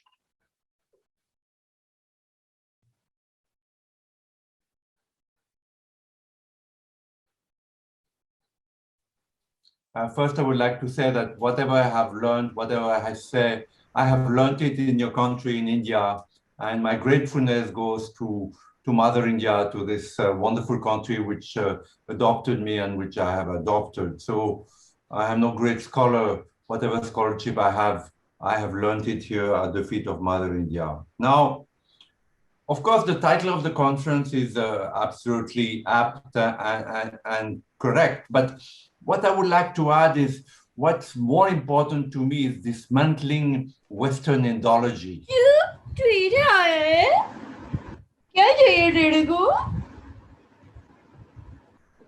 Hello?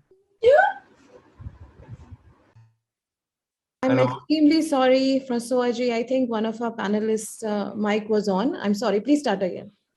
Yeah, so what's important to me is dismantling Western Indology. The greatest culprits in this story are Western Indologies. In fact, the brain behind this dismantling a Hindutva conference is a Frenchman called Christophe Jaffrelot. Now, Christophe Jaffrelot has been the leader of Indology in France for the last 25 years and my personal enemy. And he has written a number of books on dismantling Hindutva. Actually, apart from his hate for Mr. Modi and the BJP and Hindus, he has written 2-3 books on the fact that Hindutva is funded by Hindus abroad, particularly in the United States, and it's necessary to dismantle this network, this nexus. So I believe that, and he is very closely associated with Stanford University and Princeton, which have published his book. So he's the brain behind this conference. Now, Mr. Jaffrelot is funded by the French government, actually. He belongs to an organization called CNRS, which means National Center of Research and Scientific Research. which is funded by the French government. So the funny thing is that the French government pays Mr. Jaffrelot to enlighten the French people about India, which is a very far away and very difficult country for French people to understand. And what Mr. Jaffrelot does, not only Mr. Jaffrelot, but Mr. Witzel and Mrs. Doniger in the United States, and in Sweden, in Norway, in England, there are different Indologists who are hostile to India. So what Mr. Jaffrelot does is that he brings down India by talking about Hindu fundamentalism, Hindu Taliban, of course, Hindutva, caste. Mr. Modi, his latest book is about Mr. Modi being a danger to democracy in India, and particularly he targets Hindus. Now, the funny thing is that, as I said, the French government is sponsoring him. And I've been fighting Mr. Jaffrelot for 25 years, but every time something happens, elections in India, some catastrophe, Mr. Modi coming to power, Godhra, newspapers and television call Mr. Jaffrelot because it's like a circle. They all feed each other. So it's very difficult for people like me who have been for 25, 30 years trying to defend the Hindus, trying to defend India, trying to promote India as an economic destination for the West and for the French in particular, to say that India is a democracy contrary to China. India is a place of tolerance. Every persecuted minority has found place in India. Mr. Jaffrelot is there all the time, and he says the opposite. Now, I would like to quote another French Indologist. He's Indian actually, but he lived in France. He speaks French fluently. His name is Sanjay Subramaniam. He teaches not only at the prestigious Collège de France, which is a very up university in Paris, but he's also associated with many American universities like UCLA. Now, Mr. Sanjay Subramaniam has also been running down Mr. Modi, Hindus. I recently saw an article of him where he criticizes Mr. Modi, the BJP, and Hindus. The funny thing is that not only, of course, he's also funded by the French government, but he's the brother of India's external minister, Mr. Jay Shankar. Nobody knows that one of the bitter enemies of Mr. Modi and the BJP and Hindus in France, who is an Indian himself, so being an Indian, he gets even more credit than Mr. Jaffrelot, is the brother of Mr. Jay Shankar, who is India's external affairs minister. I mean, this is an absolutely crazy thing.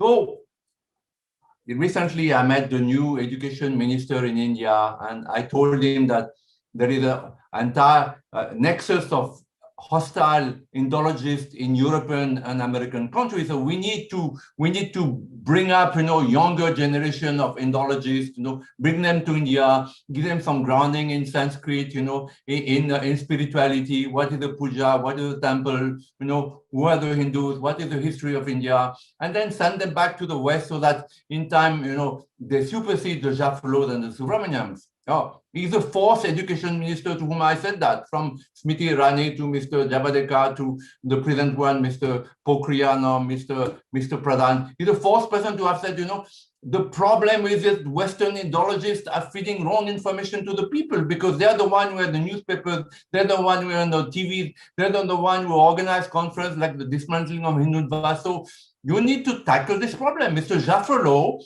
he's on the board of Ashoka University. I don't know. I told the previous education minister that he was on the board of Ashoka University. I don't know if he was removed or not. I don't think he's been removed.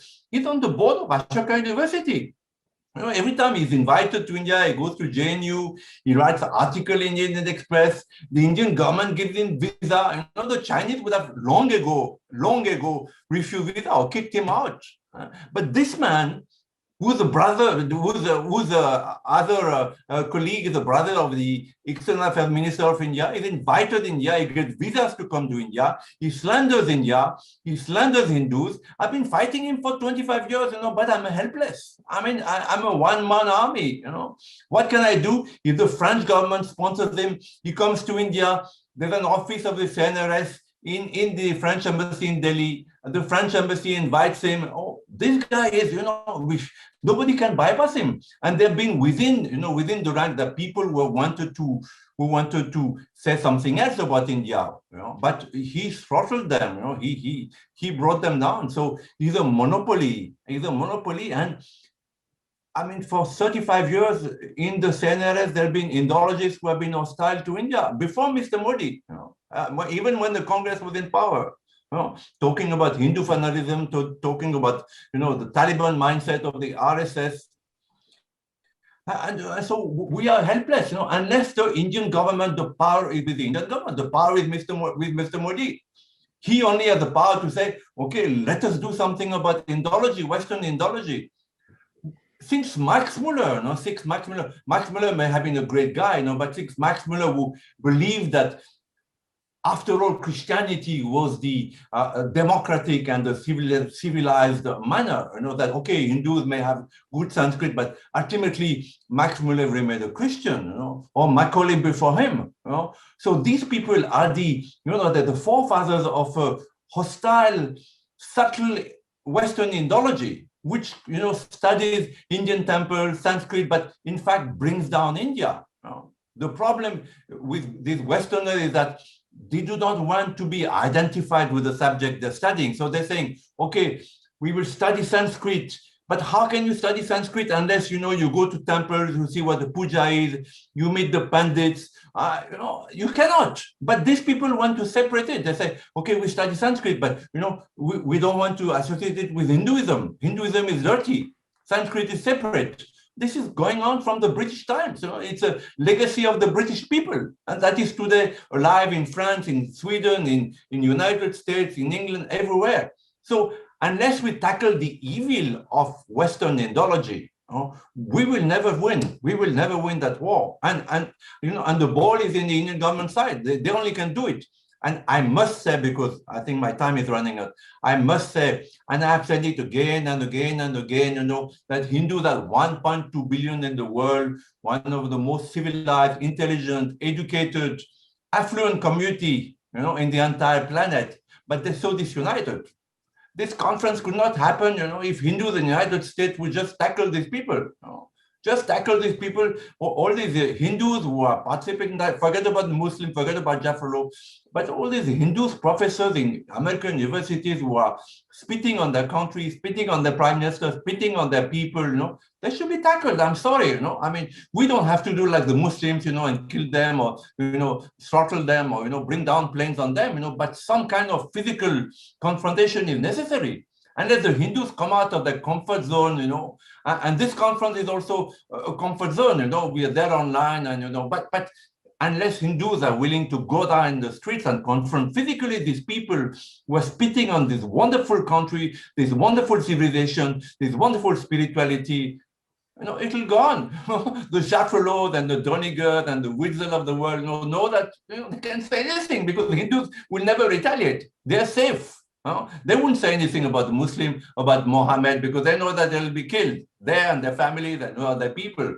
But Hindus, it's a safe bet because the Hindus will never retaliate in any way, even in a peaceful, ahimsa kind of dharna, where you sit in the front of these people's house, and don't let them come out of their house because they are traitors, They're traitors to their religion, to their people, to their nation, to their prime minister. So as a Frenchman, a non-Hindu Catholic, born, I am offended by, not only by the Jaffarlos, but also how Hindus are letting themselves be belittled, slandered, and it's a shame. It's a shame, really. It's a shame. So my thing is that unless you tackle Western Indology, which is at the root of this matter, okay, it is leftist, it is supported by Islamists, but it's Western Indology. These are Indologists, who are sponsored by the governments to enlighten people about India. These are real, real snakes. Once I remember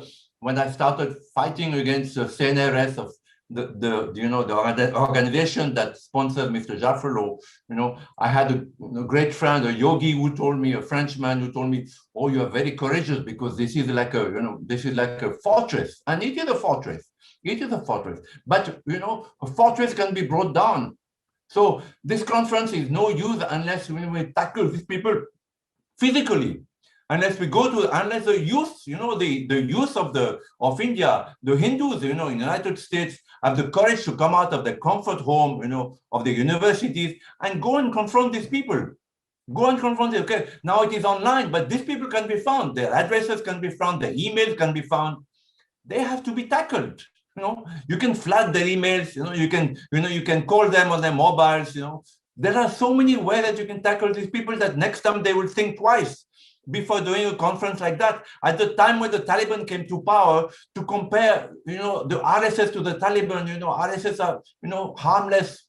All these fadis, I mean, when I came as a journalist, I thought, oh, RSS is very dangerous. And then I met them in Delhi and in Nagpur, and I saw these, in that time, these old guys, in their brown long shorts, and white shirts, and I thought, they're just old fadi that is. No, they're just harmless people. So to compare at the time of the Taliban takeover, the RSS and the Hindus to Taliban is a crime. I'm sorry, it is no laughing matter. It's a crime, and unless the Hindus and the Hindu youth in particular do something about it, it's hopeless, man. It's hopeless, I mean, we can do 1 million conferences, but it's hopeless. And the Jaffalos and the Witzel and the Doniger will go on because they know that they can say anything, even if it is utter rubbish, if it is criminally rubbish, they can say anything because Hindus just take it lying down. They just take it lying down. Namaste. Thank you very much, sir. So nice of you. You said very well that we, the Hindus, need to be active in terms of countering their narrative aggressively. Until unless we don't do that, we won't be able to achieve much for sure. Moving on, as I was told by the organizers that we are being watched over 3,000 viewers at the moment. So internationally, we are kind of a focus at the moment. So I've been asked to Also, request the Tahirji, I panel. would like to add that the Dismantling Global Hindutva Conference just has 25 views on the live stream. Oh my God. So look at the comparison. Thank you. Thank you for feeding us that update. Wonderful, wonderful. So people are paying more attention to our point of view. And as our speaker just said, that we need to be active now in terms of countering their narrative very aggressively. And hopefully it's a turning point for all of us. We'll move to that direction and we'll hit them hard intellectually and in terms of our activism. So I have been also told to request the speakers that we should stick to English most of the time because we are being watched over 3,000 at the moment. And I do have a couple of very esteemed speakers lined up. I'll move on to my very good friend, my another guru, Sardar Ravi Ranjan Singh Ji. Sardar Ravi Ranjan Singh Ji is the chairman, Jhatka Certification Authority. He is a professional news analyst, traveled India and abroad independently and delegate with Indian prime ministers. He is struggling hard, I must say, in terms of his movement, Jhatka Certification Authority. I welcome Sardar Ravi Ranjan Singh Ji. Sat Sri Akal, please. Sat Sri Akal Ji, Ram Ram, Jai Janendra.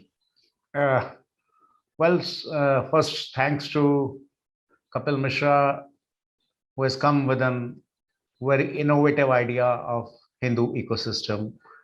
And here I also thank Sangam Talks and who have given me an opportunity, and Tahir Goraji.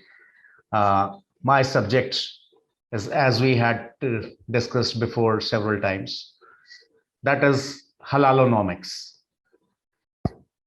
All what we are saying is every battle, be it the real battle or be it the court battle, Monica ji and we were together in one case where mosque was being forcibly installed in the High Court premises. And the argument was that once Humayun prayed here, and so it qualifies to be a mosque, and Hindus, well, when we mentioned that it is very old civilization, and Hindus were here. That is right within the fort of the Pandavas. They said, well, Pandavas were they were drunkards. They used to drink. This was the argument which took place there. So, okay, if we have to go back to the history, there are a number of cases we were together, and one was against, I think, there was a forcible mosque just outside the Red Fort. So that is, our argument was that if we have to put back the clock, it cannot be for 157 years or 257 years. If we have to put back the clock, it has to put back to 10,000 years, or we have to move forward. So we cannot say that we will go back, but to this such and such date. So this is what we have been, and all these cases, the lawyers, the kind of fee they are getting, I think Monica ji can never imagine that. The kind of support they are getting, and this all comes from, this is all economics that makes the world go round. It is money makes the world go round, and most of this funding is from Halalanomics. It is not mere halal, it is Halalanomics, and we are trying to counter it. First, let's see it in two parts. When we say halal, most of us, we take it as a method of slaughtering, but it is not mere method of slaughtering. Yes, slaughtering can be a part of halal. Halal means permissible, legitimate. So even slaughtering can be legitimate or illegitimate. And unfortunately, this word halal, that means legitimate, it has been, the Islamic legitimacy has been accepted as universal legitimacy. So what is legitimate in Islam has been accepted as universally acceptable, legitimate, whereas that is far from the reality. In Islam, there are so many things that are legitimate, say marriage within the relations, within blood relations, halala, and then there are borderlines. We can say it as a culture, or it's Islam, that, or the game tarisha, gamia, and then what do you say, farewell sex. This all is allowed or is not haram. Well, there are different theories about halal and haram, but unfortunately, what is Islamic halal has been accepted as universal halal, universally permissible. That is where the problem is. And we have been seeing it as a shopkeeper, halal shop that sells the meat. One of my friends was saying that when I was young, I used to think that Mr. Halal is some businessman who has got his franchises all over the city.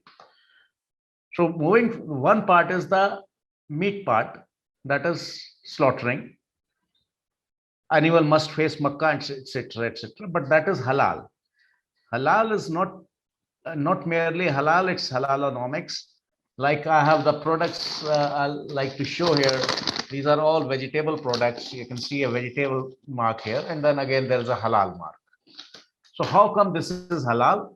A part of this economy, the part of this purchase is going to halal, and through halal it is going to different channels, and it has been exposed by agencies worldwide, media worldwide, that this is being used for terror, and if not necessarily for the active terror, it is being used for the active terror also, but need not be active terror. It is also used as passive terror. Say what my friend just now, funding.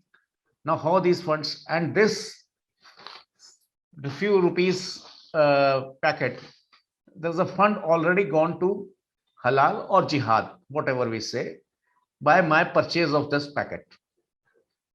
And this comes to, when we sum together the figures, there are different figures. Some figures come, estimates are about 10 trillion USD economy. So that is 3 times bigger than our Indian economy. So we cannot accept this kind of thing. And we shouldn't hope that we can fight against a terror or against Hindophobia or against anything with this kind of money. And the worldwide Muslim buying capacity is between 5 to 10%. So that means rest of this 10 trillion USD, it is, I am financing that or you are financing that. And we are financing our own debt. What we say specifically in Hindi, that is, हम अपनी सुपारी खुद दे रहे हैं, and we are happy about it. That's one thing. So first, then we came with the idea of to counter halal, and we are getting success inch by inch. There are more Jhatka shops now.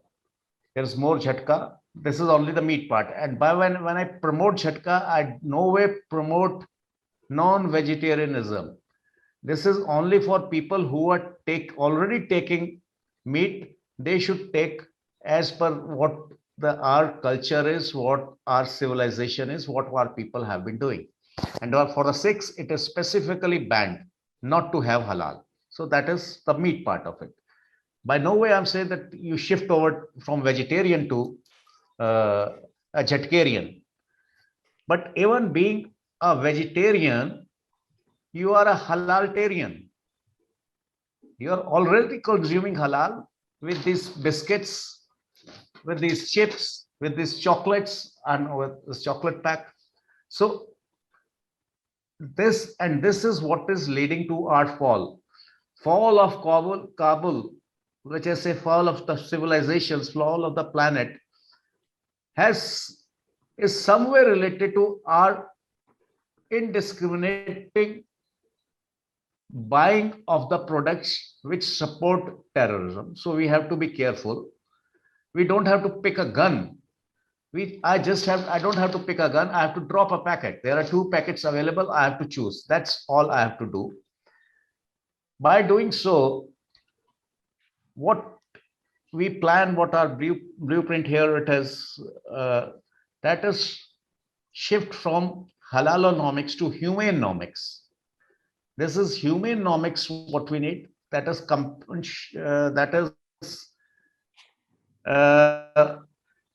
full of compassion and that cares for everyone. There's no discrimination.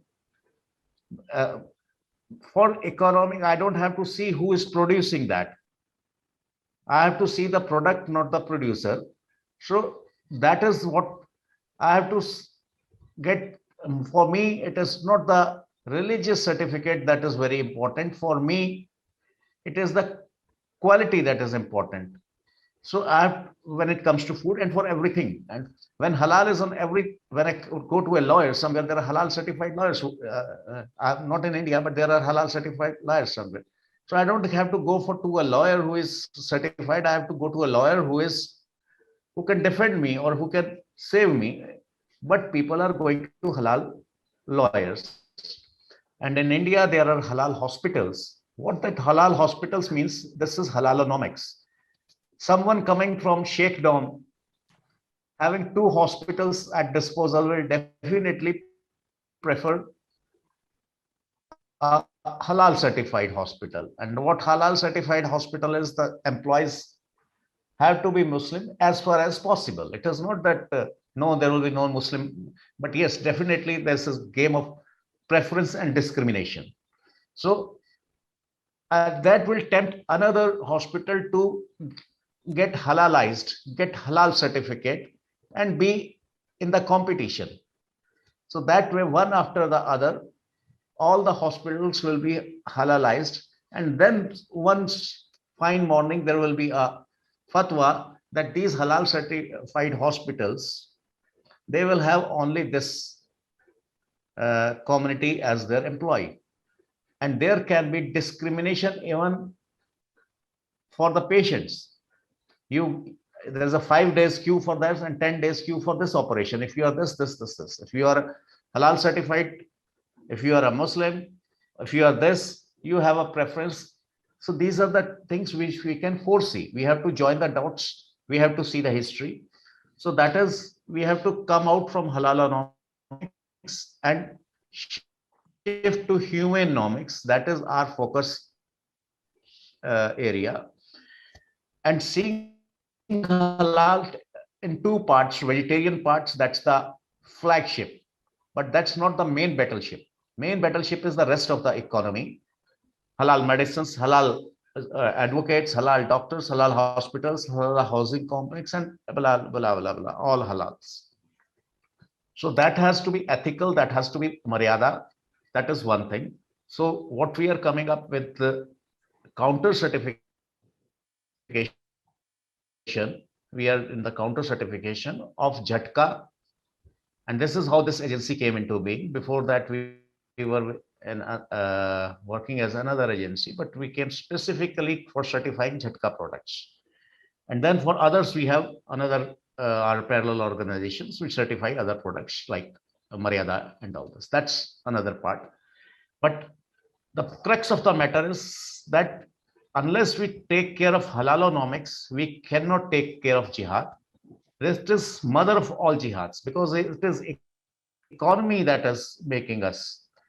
And unfortunately, while we are like we have doctors, we have engineers. Just now in the panel, I was saying that this green jihad and red jihad combo, that is killing us.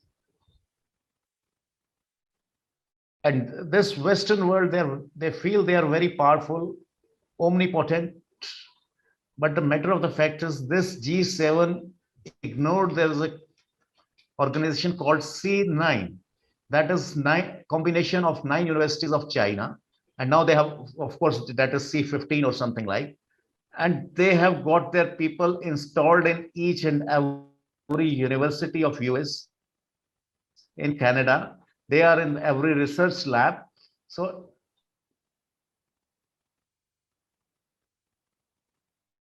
China is already there. Immigration jihad, migration jihad, refugee jihad, or rather to say refugee jihads. So all these people who come, they are in a they are men of a particular age bracket, and they run away from their country as if they are going to be targets, and their women and children are going to be safe, and old people are going to be safe. So they come here leaving behind their women to target other women out here. So this is refugee jihad. And how this refugee jihad and love jihad and all these jihads are, it's like I and say Tahir ji, we have a field, we have a khet. Then there's a fence between that. This is Tahir ji's field, this is my agriculture field. So there's a fence. So this is A jihad and this is B jihad. But underneath, there's same water that is flowing in his field and in my field, and it's the same air. So it's all jihads are one jihad. Yes, there are fences between the jihad, and there are specialized forces for jihad. And now this green jihad, how it has taken America from inside. It is not that they surrendered, that the Afghan soldiers surrendered. They never surrendered. In fact, they were never different. So it was one Taliban in uniform and other in salwar kameez. There were two Talibans, and we assumed that they are different, but they were never different. They never surrendered. They were always one. So this is, we have to understand. Just now in a panel, I was saying it's like someone goes to a jungle and he sees a pack of wolves. Some of them are white, some of them are Vicks, and some of them are, say, black wolves. And we start identifying, okay, black wolves I can tame and I can make them fight against the white. No, they are one. So this kind of, this Taliban, good Taliban, bad Taliban, IS is against Taliban. Yes, wolves fight among themselves. They kill each other. But at the same time, when they have to go for their shikar, for hunting, for them, you are a target. It makes no difference, and they are all together. We have learned as a human, we have learned so much. We have laws law books, we have science, poetry, literature. Wolf knows nothing but knows how to hunt. So we don't have to, our being educated, our being this is not going to help, because wolf knows nothing. So we have to be ready not to be hunted. That is very important. And economics is a tool which is hunting us. Yes, bombing, intellectual bombing, this all is because of the money they have got at their uh, disposal, and it is we who are paying for it. And I'll also like to share the joy that Jhatka is getting success day by day, and on 16th of this month, couple of days from now, World Jhatka Day is being celebrated. So that is how the things are coming up. Jhatka was always there, but now it is resurfacing. So that is very important. So same way, I have to be conscious everywhere that I don't have to buy a product which is a death warrant for me. Whilst buying a product that is a death warrant for me, I shouldn't buy that. And that is as simple. I have a option of choice. I have an option. I can choose A, I can choose B. And for that, one stage is I simply pick and don't speak why I'm not even to my shopkeeper whom I'm buying from, because I don't want to spoil my secular image. So, okay, but I can drop. Second is I can protest and drop. And third is I can protest loudly, which we have been doing. And because of this, a Government of India organization that was a one point, single point window for meat export, for all agriculture export. They had a circular, thoroughly illegal in some way, against the letter and the spirit of the constitution, that only halal meat can be exported. So that was something that was killing the non-halal meat economy. We got it removed. There was a lot of effort. So it is not that we are against someone. We are not saying that, okay, there should be no halal export. If the country like, say, Iraq demands, so this is between buyer and the seller. But why should a government institution force that you can only export halal, whereas much of our export was for countries like Vietnam? They had nothing to, they never asked for halal certificate, but it was the Government of India's institutions which were forcing us. So we have done away with that. That is one success. And then the municipalities in Delhi, they have already come with the law that is every restaurant has to display what kind of meat they are serving. It was not there previously. So at least people will come to know. And the third is, again, we have to join the dots. The green jihad, the red jihad has been taking over. America, or green jihad, has always been trying to take over the superpowers, whatever superpowers they were there. And this time, as you know, Goraji, Pakistan is a country which is owned by its military. They literally own it. It is run by military. There's no, and when it comes to China, China is governed by its Communist Party. That's, and when it comes to Western world, say US or Canada or something, it is being governed by their corporates. And now green jihadis have targeted the corporates. They have already targeted it, and they are already inside. They have taken it from inside. And top corporates, their daughters are under love jihad. And it's not that easy to get to seduce a girl from that background. There is a proper planning, programmed planning, and there is an institutional backing. Say a girl from a very prominent corporate was fond of horse riding. So accidentally some Olympian horse rider meets her. You cannot influence a girl of one of the richest people, daughter of a richest man, or one of the richest man. With your money, you cannot influence. You cannot influence with anything else. But it is where the weak point was attacked, that she was fond of horse riding.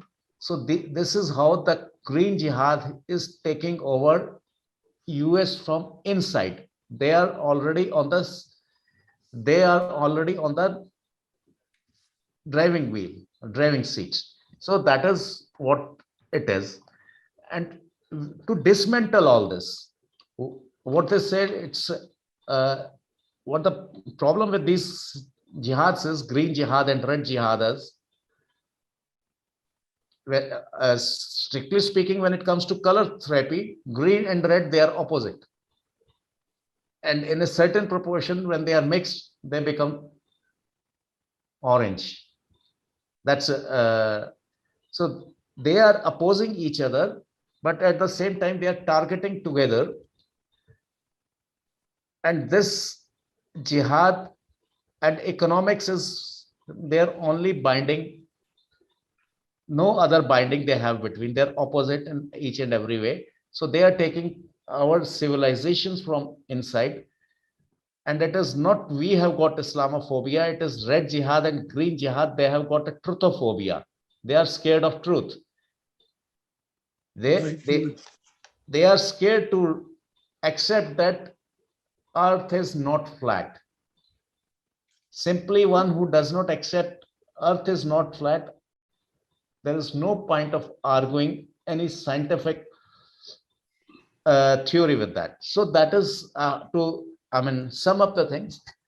One is we have to take over from halalonomics and shift to humanenomics. That is our first priority. And for this, we don't have to wage a war, a proper war where the battle tanks move. We just have to be careful and I don't have to drop a bomb. I have to drop a packet. That's the end. Yes, sorry, Ravi bhai. Yeah. We have taken your all points because we have a limited time and our next speakers are ready. Thank you very much. You said everything what we needed to hear. And halal economy is obviously their source of funding, and halala is their source of layer. So moving further with our next panelist, Vinay Kumar Singh ji, who's an author, researcher, columnist, and a regular TV panelist with realistic perspectives on national security, internal security, and policy issues. He has extensively researched on Maoist missionary alliance, illegal cattle trade, terror nexus, coal mafia cartel, chit fund, and Ponzi schemes. I welcome Vinay Kumar Singh ji, please.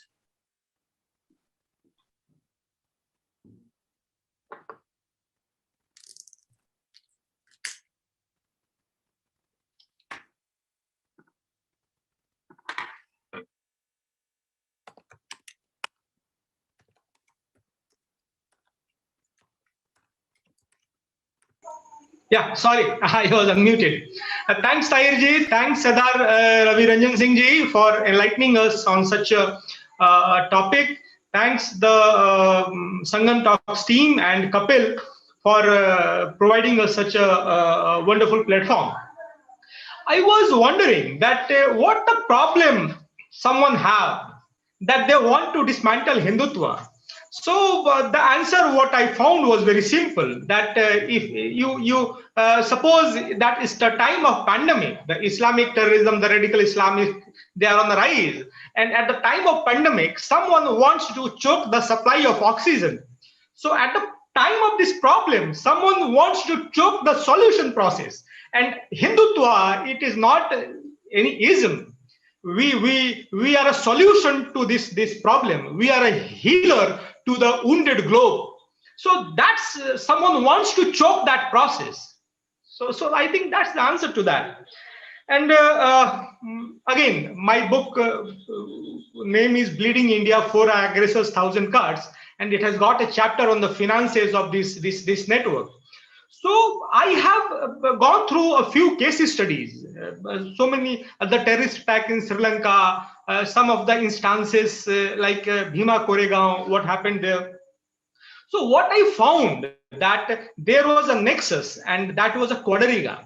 And what that quadriga was, that the first element of that quadriga was the radical Islamist in alliance with the second part was communist, and the third part was the Christian missionaries, and the fourth portion which provided cover fire to this troika was an gang, or you can say a band of activists, lawyers, intellectuals, people from cultural fields, people, legal professionals, and all this combined, they provide cover fire to this troika. Why this troika was formed? Because there was a CMI. The CMI means a common minimum intention, and that was followed by a CMP, the common minimum program. So this troika has the common minimum program of bleeding India, of destructing India, of breaking India. And this fourth, they provide cover fire, they provide narrative to this troika. And you know, they function on a little Joe format. The little Joe means, little Joe is a cardinal number, which means 4. It is a 3 plus 1 number.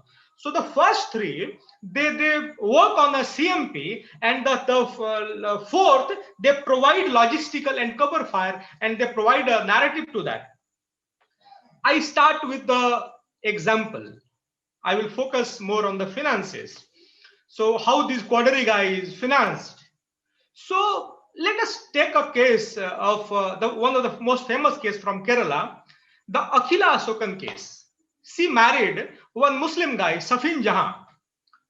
So this Akhila Asokan and Safin Jahan, the case was very clear. They both were not minor. So if they want to marry, a Hindu girl wants to marry a Muslim guy, nobody can, no law can stop them. And ultimately that's what happened. The Supreme Court favored, in the Supreme Court judgment, they went into the favor of this marriage.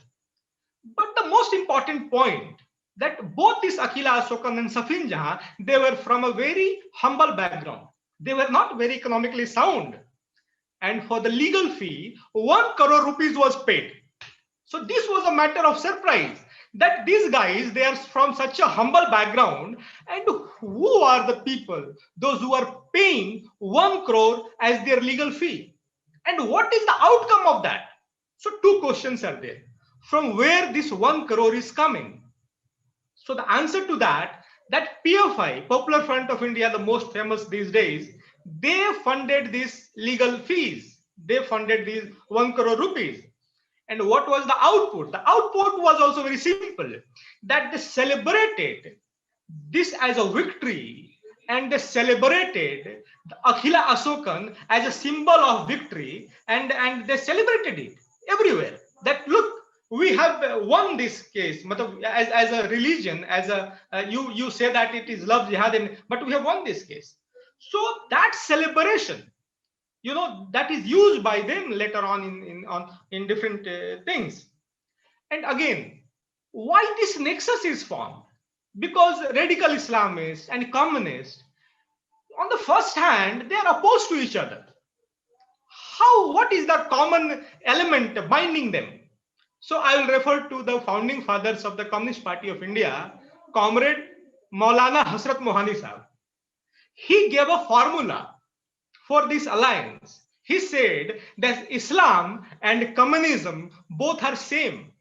If you add God, Allah to communism, it becomes Islam. And if you minus Allah, it again become communism. So this was a formula. So you can be a radical Islamist at one time, and just by a fraction of second, you can be a communist on the other second.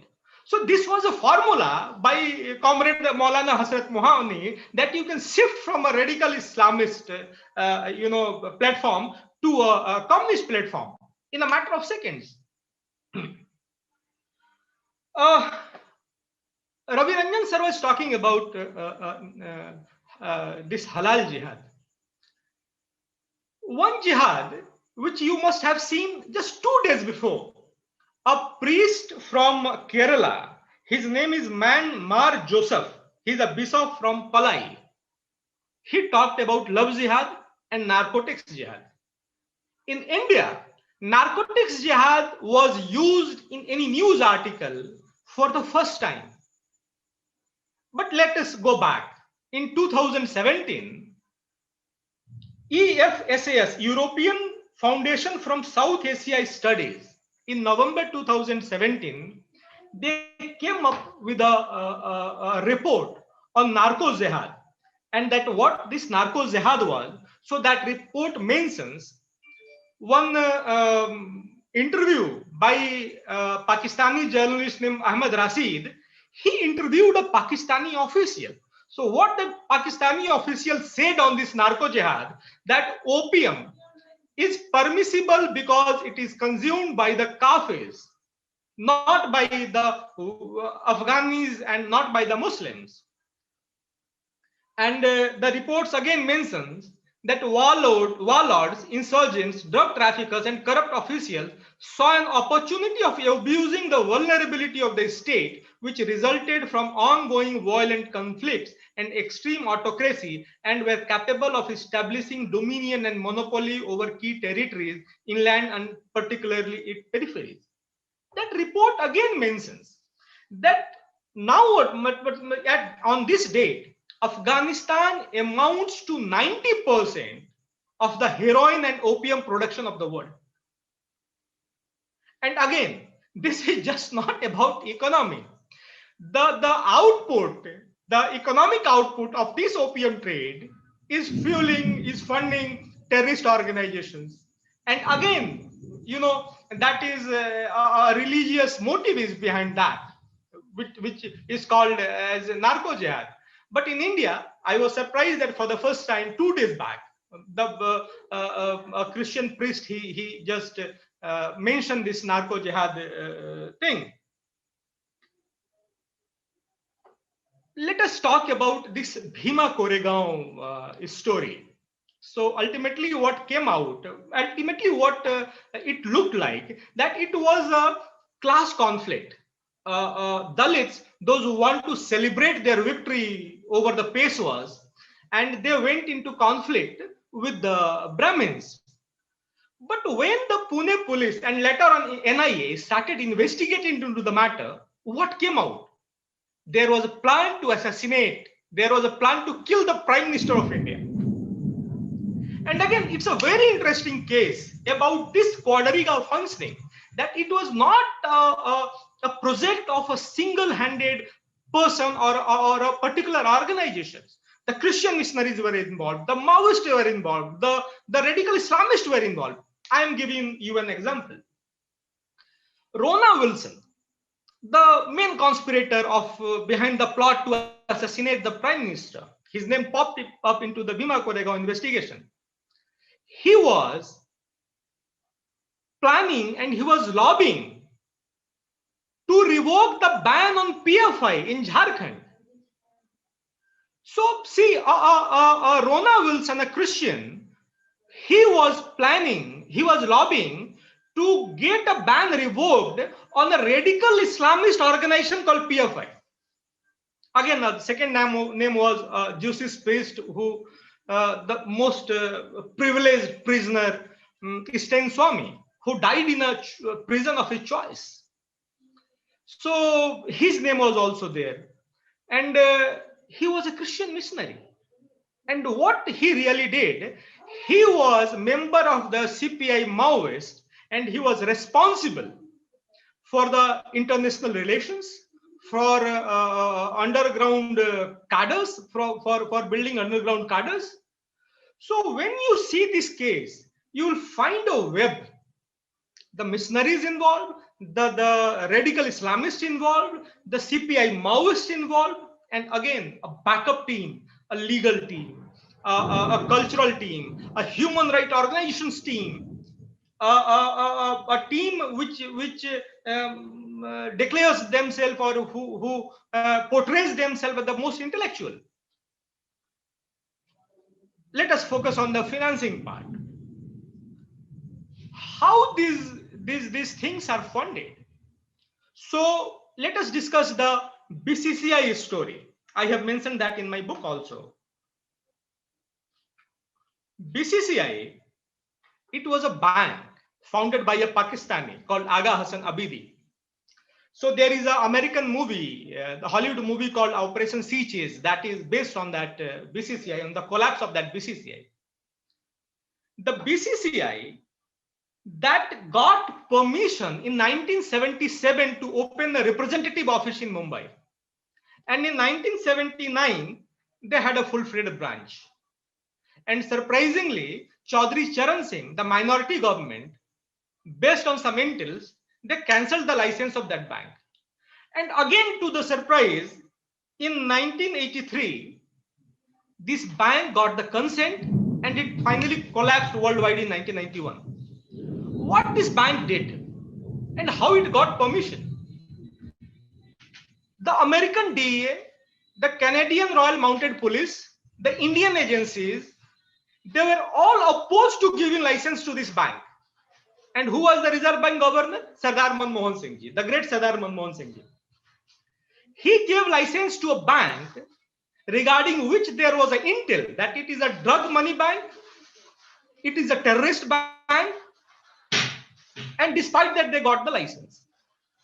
And finally what they did in India, this Aga Hassan Abidi, he traveled across the country.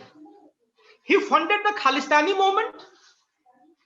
He funded the insurgents in Northeast. He funded the Maoist activities. And again, he established the heroin and the high-end drugs cartel network in India. This is what the BCCI did before collapsing. And the permission was given by the Mr. Clean Sardar Manmohan Singh. The kind of penetration these organizations are having in our political system, in our bureaucratic system, that despite having intel from the DEA, from the worldwide, from many countries and your agencies, nobody can stop them from getting the license. Again, the second BCCI nowadays is a Himalayan bank. It is a bank operating in Nepal. And it has collaborated with one bank of Pakistan called Habib Bank. And it is exactly doing the same thing what BCCI did. You go to the eastern borders of this country and all the mess, all the terrorist activities, all the radical activities that is being funded by this Himalayan bank. So there is not one, way of funding these activities. Like we came up with FCRA 2020. There was a problem to them. There was a lot of hue and cry about that FCRA 2020. But you will be surprised that again the flow of foreign funds is no less. It is same as before. Because they have come up with new modus operandi. They have come up with something called pocket funding. So we need to, we are supposed to be a soft kind of democracy. And these problems are not exclusive with India. Many countries, they are facing the same problems like us. Let us take an example of Russia. In 2012, Russia was having a law called Russian foreign agent law. Russia found that it is not sufficient. So in 2015, they came up with a law. It is like our FCRA, that undesirable organizations law 2015. And you will be again surprised that the organizations, those who got problems because of this law, were the same organizations, those who are creating mess in India. The Oxfam, the Amnesty, the Carnegie, the Open Society Foundation of George Soros. Hungary, they banned George Soros. China, what we are facing today, China has faced 3 decades back. In 1980. Thank you, Tahir Gauraji. And they got dismantled totally. It's 9/11. And they want to talk about Hindutva. They want to divert the attention from real issues. They want to divert the attention from real threat to humanity. And yes, all the panelists, all the eminent speakers who joined us today, all were very clear that it is not only jihadis, Islamists who are a threat, but the bigger threat is these so-called liberals and Marxists and communists who are actually trying to provide the cover-up, the mask.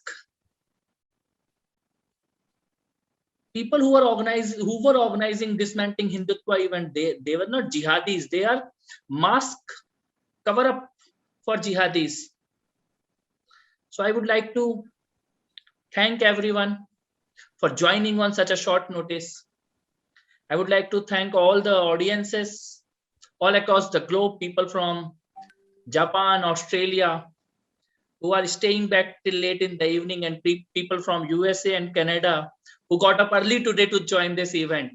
So people from all across the globe, from Singapore, from Thailand, from UK, from Middle East,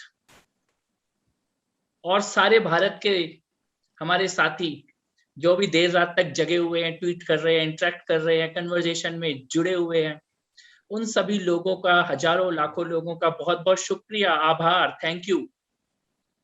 आज हम सबका जुड़ना बहुत जरूरी था, लेकिन ये केवल शुरुआत है। The kind of ecosystem that they had, we not only need to destroy their ecosystem, evil ecosystem, but also we need to build up our own ecosystem for humanity, for truth, for logic, to convey the right history that Monica Arora ji was talking about. We need to build that ecosystem, and this is just a beginning for that.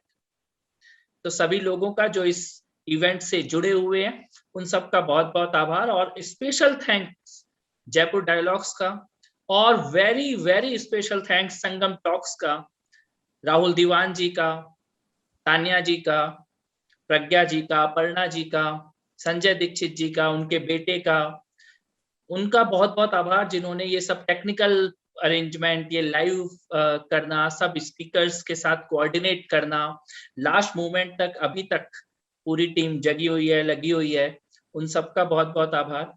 और आप सभी speakers का, मुझे मालूम है आप में से किसी के पास भी टाइम नहीं है, you all are busy professionals working for the cause, writing the right, fighting the right battles, उसके बावजूद आप टाइम निकाल कर आए हैं। सरदार रवि रंजन जी, आपने हलाल इकोनॉमिक्स के बारे में, फंडिंग के बारे में, जिहाद की जो आपने बताया, विनय जी आपकी बुक जो एक्सपोज करती है शायद टेरर फंडिंग और इनके नेक्सस, ये जो क्वाड्रिगा जो आप उसको बोलते हैं, इसके बारे में इस देश को इतनी डीपली किसी ने शायद पहले कभी नहीं बोला है। आप यहाँ पर आए स्मिता जी, जापान ने कैसे रेडिकल इस्लाम को as a nation, as a society, as a community block किया है, उसके लेसन्स आपने दिए हैं सब लोगों को। मोनिका अरोड़ा जी ने किस प्रकार से झूठी हिस्ट्री पढ़ाई जाती रही है, किस प्रकार से